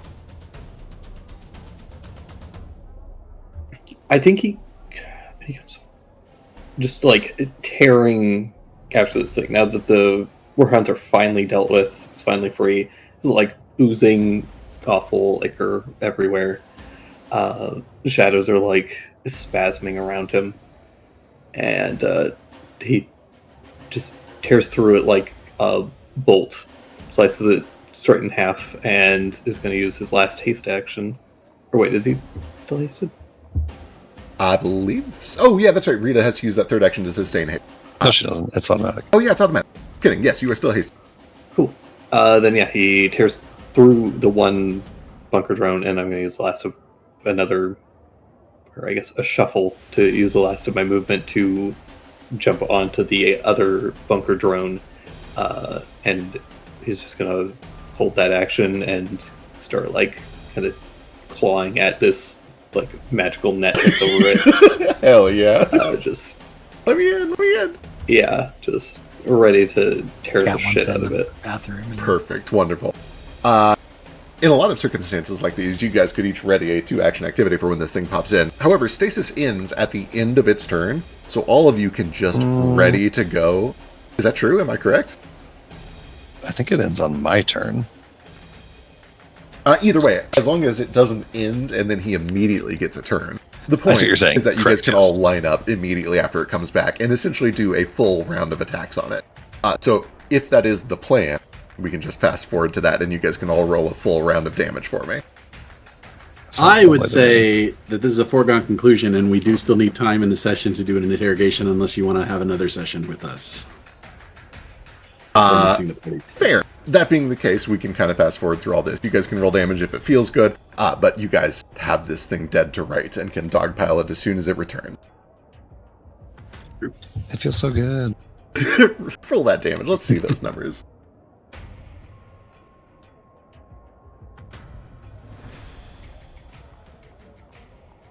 That is so much more than enough. We got crits all over the place.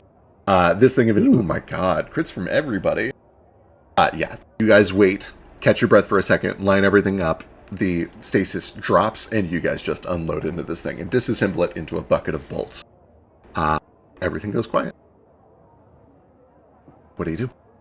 How There's more dudes down here. Importantly, how long did stasis last? How many rounds? Great question. Depend on this. We'll say, oh right, because you might still have things going on. Your DC is what, Jade? 18, so it's full 3 rounds. Full 3 rounds. It lasts a whole 3 rounds. So grand total of like 18, 19 seconds. Okay.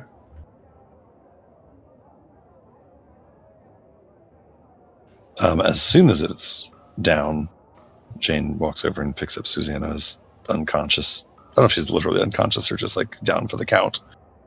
But like throws her over her shoulder. We're 10 feet away from the lobby of this building, and I feel like we made a shitload of noise. We need to get the fuck out of here. Totally fair. Yeah, you're able to kind of grab the torso. She is hazy. She's like just incoherent babbling currently. We need to go. There'll be more of them. Let's get out of here and get somewhere safe.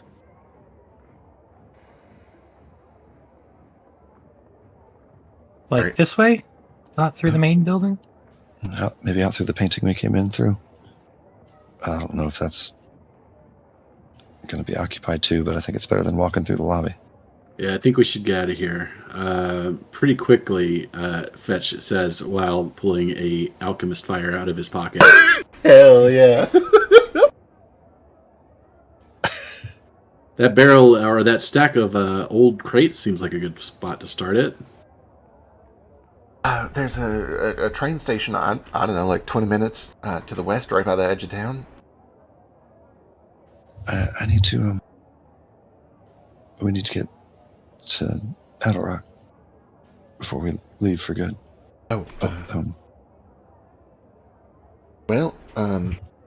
Susanna is not. I imagine Susanna's stagecoach is probably out front.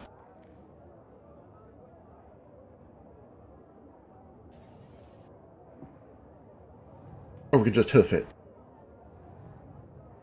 Yeah, I think maybe we should take as little of Tesseract's stuff as we can. All right, then I'm sure a lot of it's traceable. Then yeah, she follows Yeah. your lead. Yep, Jane will put Suzanne over her shoulder. She sees Fetch get out Alchemist fire and go to throw it in this pile of crates and has zero objections of any kind to that idea. Hell yeah. For what it's worth, as you guys are walking down towards the south, Rita would say, listen, I know I don't normally, but do you got any whiskey on you? Not on me, but that'll be our first stop. All right. I was going to... I got I got some real high proof apple brandy. Do you? Do you mind? Sure. She throws back a little swig, but then she goes over to like a big pile of canvases and just sprinkles it with more of that brandy. Okay, Hell so yeah. she is going to immediately recognize that as not apple brandy anymore. It is now ethanol. I if you'll recall, I went Right. way too far. Right. Forgot about that. Yeah, she takes a swig and like wrinkles her entire face, and she looks at you and says, "You drink this?" I drank a little bit, and it was way too much. No, you're not wrong. It's perfect for this though. And she just like leaves a line, kind of covering all sorts of stuff with this, as you guys all walk down towards the door.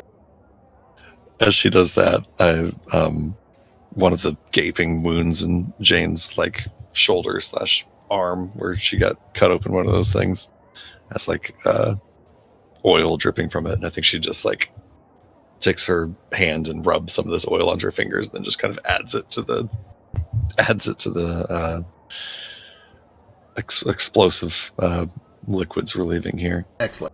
Also, It's going to add much explosiveness, but symbolically. right. Remind me real quick. Rita knows about you. Is that true?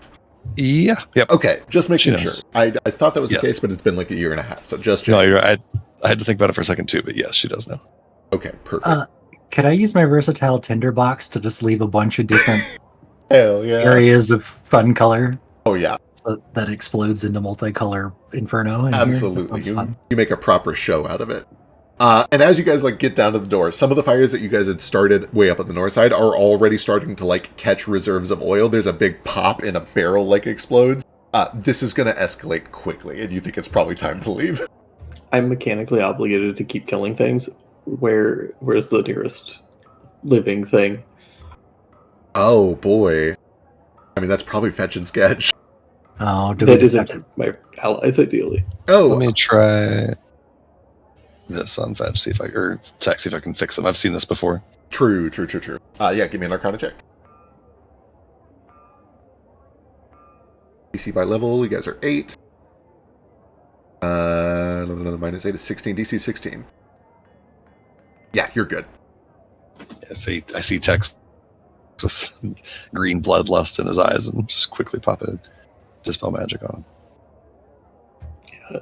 Feel the totem connection dispel for a minute and chill out. And instead of being, helpful and useful, he'll go to limping around because he's very, very hurt. Yeah, you guys all look like you've seen better days. You guys are able to get down to the door before the entire warehouse goes up in flames. And sure enough, you pop back out through the portrait in the currently empty sheriff's office. Wait, Oh, hang on. thank God. Sketch, you found a boat. That boat is actually pretty sick. Do you want to take it? Yeah, let's carry the boat. Yeah, we're going to take the boat with us. I'm gonna burn down everything Tesseract ever touched. It's a perfectly good boat. Stealing it's basically burning it, but we also benefit further. So Mm-hmm. Yeah, got it. Android that allows a woman to live. Totally blasphemous. Cool boat? Let's do it. Cool Let's boat. it's the cool boat. I don't see what the joke is. Obviously, that is true on its face. Oh, right. That's what was happening over here. Yeah, you guys emerged from the painting into the Liberty Metropolitan Jail and discovered that it is Oh yeah. teeming with rustwigs that are just happily gnawing away on what little metal is still left here. They've eaten the buckles off of the chest. They've totally eaten away the cages. They turn and they see Jane. Uh-oh. What do you do? Nope. I don't know if we I throw the wooden boat onto Jane. It's a shield. I don't have a better plan. I'm Okay, so let's go. angry. I'll go kill him. Yeah. So I'll at least cast this on myself.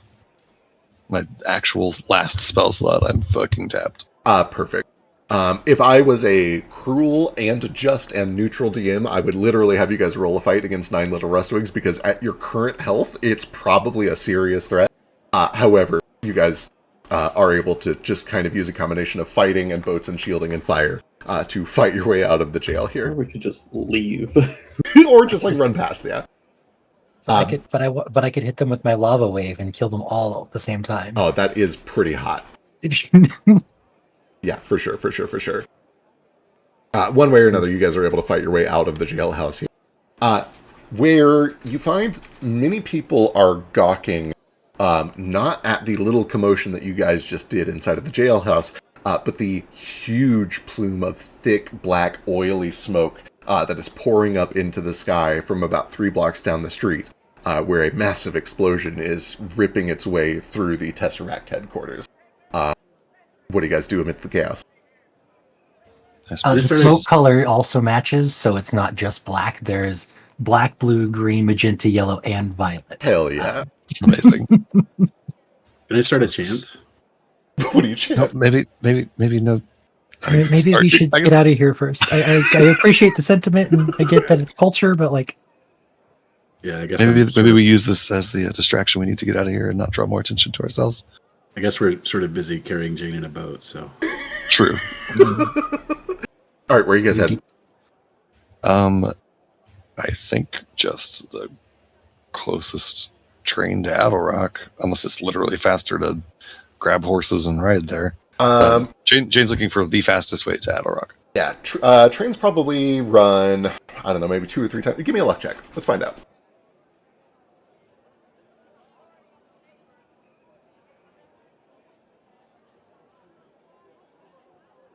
Train just left. You think it's probably going to be faster to just grab some horses. oh, yours But was look at my luck No. check. yours was pretty good. That is really. Also, I'll tell you this: you guys just missed the train, but you're catty corner from a just like a stable where you can like rent a couple of horses very quickly, or a wagon or something along those lines. I think maybe getting on some horses and riding as fast as we can towards the address that Susanna Bowers mentioned in our conversation. Can we hitch up the boat to one of the horses and ride it We behind? have to clarify right now. Are you guys actually bringing this boat with you? Yes, so it's... listen, we've got a master crafter here. It would take them 5 minutes to put some sleds on the bottom of the boat, and that would allow us to take our hostage with us. Listen to me. That's true. We could just throw her on the boat. I need you both to hear me really clearly. They can probably track anything we took from them. We should really not take... I'll buy you a boat. I'll buy you any boat you want. Just you heard her. She said that she's going to buy us a boat. So, All right, I throw the boat down the well. That's where it wants to be. It wants to float on the water. Amazing. We kind of fast forward through this little action chase sequence. I need some sort of a check. Let me get one stealth check from each of you. You can use charisma if you want to just like play it off by being cool in the crowd. The DC here is quite low. You guys have made a very big diversion by essentially blowing up a big fire in the headquarters. Can I do deception actively, or does it have to be charisma stealth? Deception is fine. You can do either form of stealth is fine. Deception is totally cool. Oh, Jane. Incredible. I'll spend my last hero point. Okay. No one can ignore an injured animal. oh, I rolled so poorly today. Okay. You guys get a couple of weird looks, but people are much more concerned about the big fire that's going on. You're pretty sure that like at least 1 or 2 people probably saw you, and just with a little bit of that sassy racism is like, wow, those 2 tabaxi are fleeing in the opposite direction from a fire. But nobody like does anything about it. And you eventually make your way to the stables where you grab some horses and begin galloping down the dusty road. And you arrive in Adelrock just a little bit past dinner time, where Booker, kind of closing things up at the orchard, notices all of you approaching, including Rita, but particularly Jane, who looks horribly maimed and disfigured right now, and the 2 tabaxi that stayed here last night, who also both look like death. And the torso of fucking Susanna Bowers. And the torso of Susanna Bowers. And he looks at that. And so when he first locks eyes with all of you, his look is one of concern. Like, oh my God, what's going on? But when he sees that you have the torso of Susanna Bowers, his mood immediately changes to, okay, let's get her inside. Come on, let's go. I'll close down shop. Let's go. Incredible. Yeah, we're gonna have to move fast. You're not safe here anymore, Book. She threatened you. Threatened that she was going to hurt you or do something to you. I think we need to. I think you should come with me back to Landfall, at least for a while. All right, yeah, no, of course, I'll do it. Yeah, I'll do it. All right. I'm sorry. I didn't. I never wanted you to have to get involved in any of this. I never wanted to put you in danger, and here we are. But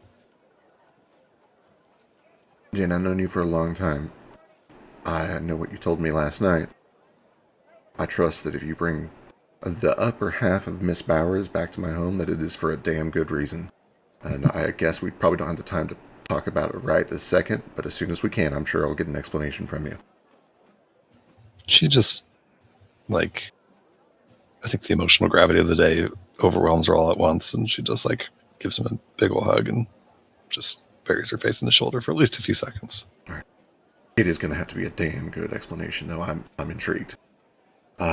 Okay, well, we can try to get to the station. I think there's one leaving a couple hours, maybe. Do we? I can't recall because it's been so long. We don't have like a portal from Landfall to Wexisas, do we, or Liberty? Correct. When you guys talked about this a million years ago in real life, one of the plans you floated was just going to one of the many corporations here and paying to use a portal, because there are a few. And that would get you to Famador, not directly to Landfall, but, then it's just like a few hours through the jungle. That was the idea that was floated. Yeah. I don't know if we should go back into Liberty and start knocking on doors in this condition. Might have to do this the old-fashioned way. See the map. What's the old-fashioned way look like? What's like our best route, like normal way to travel here? The old-fashioned way doesn't get us back to Pi in time. Oh, right. This was a small diversion on the way to Pi. Correct. Jesus Christ. Yeah, this is essentially a two-step mission, and you guys have wrapped up the first step, which is the Liberty pit stop. Hell. The plan is to go meet Baby Boy in about 4 days in Pi. With that said, it's like 2 days by train to get back through the line that you guys discovered. So theoretically, you could go back through that cave again. Trains there. Yeah, we sold our train. Oh yeah, you sold the train. That's right. We sold our train. We also, didn't we walk for several days through the jungle just to find that train? Yeah, so, like, I don't know if we can meet Baby Boy in time. We might just have to hate this option. Might just have to go back to Liberty. And question. Yes. Do I know of anyone, like, outside of Liberty, a big company that would have a portal or access to a portal that we could use? You give me a society check, and I'm going to have Rita do this as well.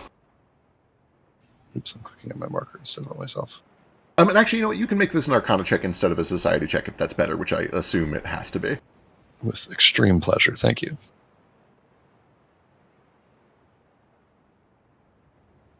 God damn it.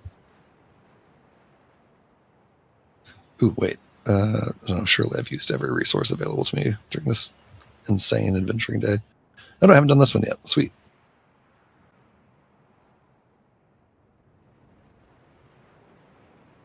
That's -9 for a 17. A little better. There you go, 20.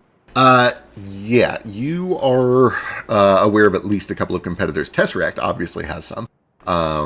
But you would know at least like 2 or 3 others who would offer it as a service. It's an expensive service. It's not one that you could normally do on just like a commoner's budget, but you have adventuring money now. I'll find the exact price of that between sessions, but it is affordable. It's something you could do, and I'll find out exactly how much between sessions. And, like, importantly, any outside of Liberty? Is there, like, a company headquartered outside of Liberty that would do it? On a 20... Basically trying to avoid going back to Liberty. Right. On a 20, I don't think so. The best you're going to be able to get is one that is, like, not near the heart of town. You could probably... on a 20, your best bet is actually going to be the West Wall, kind of the industrial quarter, where there are a lot of exports. It's where the train station is. but it's also where a couple of like big teleportation services are. It's where they ship goods by teleportation. And it wouldn't require you to go all the way in towards like the Tesseract central part of town. Yep. I think we should head back to Liberty. Hopefully all the attention is still going to be on the Tesseract facility, and we can get through town before we're noticed. There's a place on the west wall that might be out of the main drag. Yeah. Maybe they'll think that, like, we were at the orchard and that's our alibi. We didn't blow that up. It wasn't us. No. Right. We should probably look. She looks at all of our wounds, badly bleeding, covered in gashes, literally carrying a half of a humanoid. We might need to cover this all up somehow. Oh, I can do some healing now. Yeah. I've got good berries, but also I move some things around. So I also have ward medic and continual recovery. So I can treat up to 2 targets at once with nature. And I can also treat people every 10 minutes instead of once an hour. Wonderful. That being the case, if you guys spend even, like you had to ride over on horses, which you're not treating people at medicine while on horseback. But once you get here, even just like an hour or 2 of downtime is enough to get you all patched up pretty fully. Well, lovely. I assume Booker needs like pack a few bags and stuff. For sure. You do see that at the very end, he kind of like just quickly grabs some charcoal and scraps together a sign that says "Free apples, help yourself," and sets it down in front of the orchard. He's so sweet. I was like going to make a sign that said closed, and he's just like, "Help yourself." Yeah, they're just going to go away. While Booker is packing his bags, I will ask him, how'd you end up with such a stick in the mud? Is it, boy, do you do this when it's just the 2 of you alone, or you do this in front of like the whole party? I'll do whatever. Whatever's more narratively interesting. I think it's a little more narratively interesting if you catch him at least out of earshot of Jane when he asks this question. And he kind of looks across the way to Jane as she's like packing things up and getting healed and doing things. And he says, well, she's always been smart, stern, but she weren't cold until a couple of years ago. I mean, when you had her soul shoved into a tin can? A few hours before that, I think. But yeah, the two kind of coincide. The point of all this is, people change, things change. And I think love is a decision you make to change with them. And that's been real tough sometimes. But I don't think I would prefer anything else.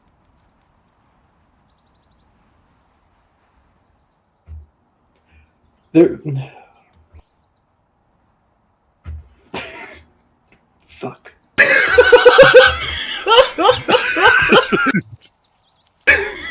He smells parallels. Fuck you.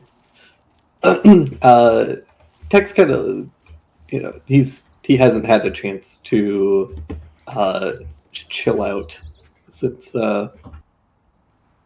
pulling kind of all that energy from the totem, and he's had to do it multiple times. Oh yeah, yeah. Like it. I mean, I think we've actually been up for like 36 hours or right. something. It's been a long day, and you've gone down at least twice. I think maybe 3 times. I've gone down at least twice, and I've also just like been pulling for the exude abyssal corruption and all this other stuff.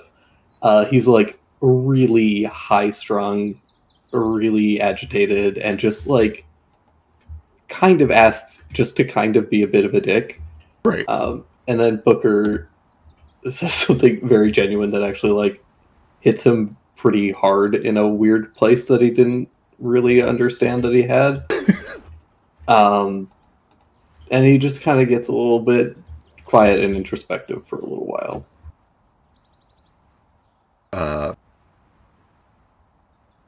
Yeah. And he kind of notices that you don't have a retort for that one, and he just goes back to setting things up. He does kind of pass by and just like gently pat your head and move on. He doesn't even like stay there and pet long enough for you to complain if you would complain. Just a quick pat and then he walks out. Yeah, just kind of sits there and doesn't say anything about it. While that is going on, I know we do need to wrap up soon. Do you guys want to give a couple questions for Susanna now, or do you want to save the interrogation for the start of next session? How do you want to handle this? I'd kind of rather save it for next session personally because I'm sleepy. Legit. Fair.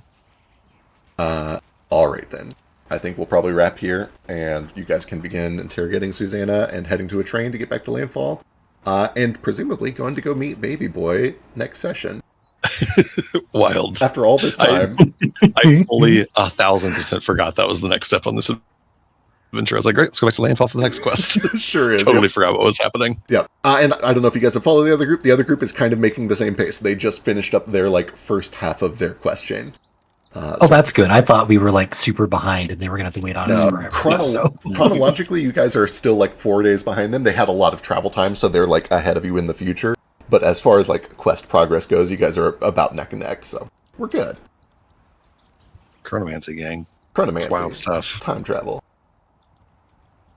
All right. Well, gang, what a session. Fetch didn't die.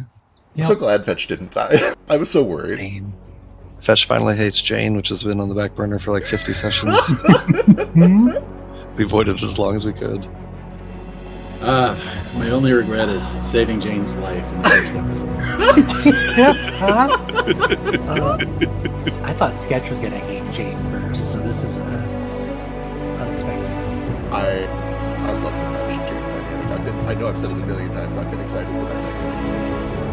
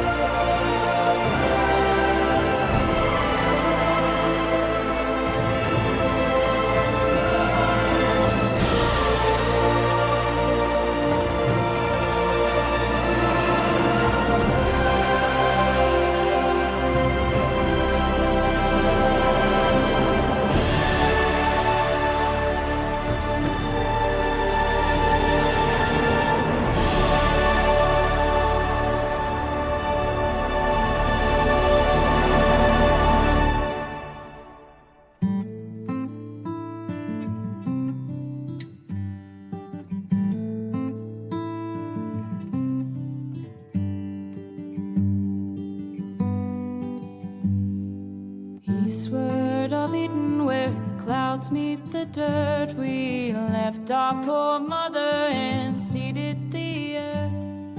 Gates, they were shuttered, the latches were locked. Oh, eastward of Eden, where men become gods.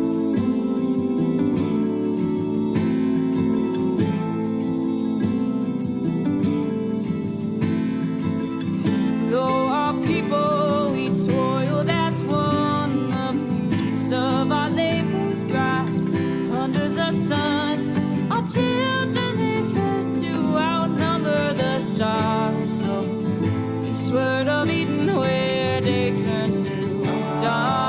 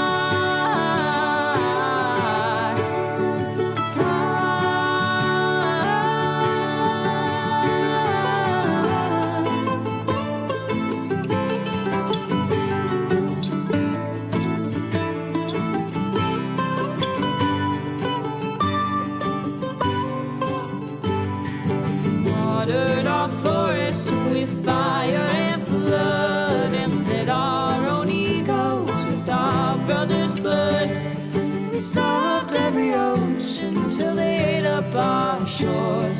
Oh, eastward of Eden, where we always want more. Our towers, they rose up and set with the sun. Our servants, they burned us with fiery tongue. We rode our wings of metal, surprised when we fell. Eastward of Eden, where heavens are hell.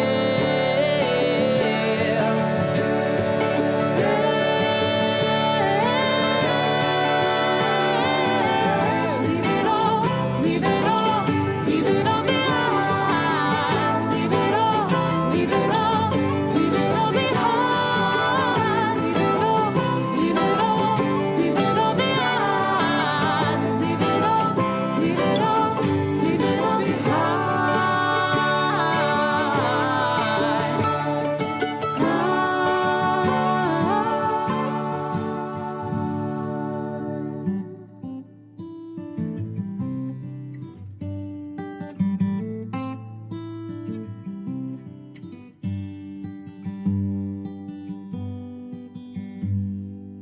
Eastward of Eden, where the dust meets the dirt, we murdered our mother and strangled the earth. Forgive us, oh mama, whose face we forgot. Oh, eastward of Eden, where men become gods. Eastward of Eden, where men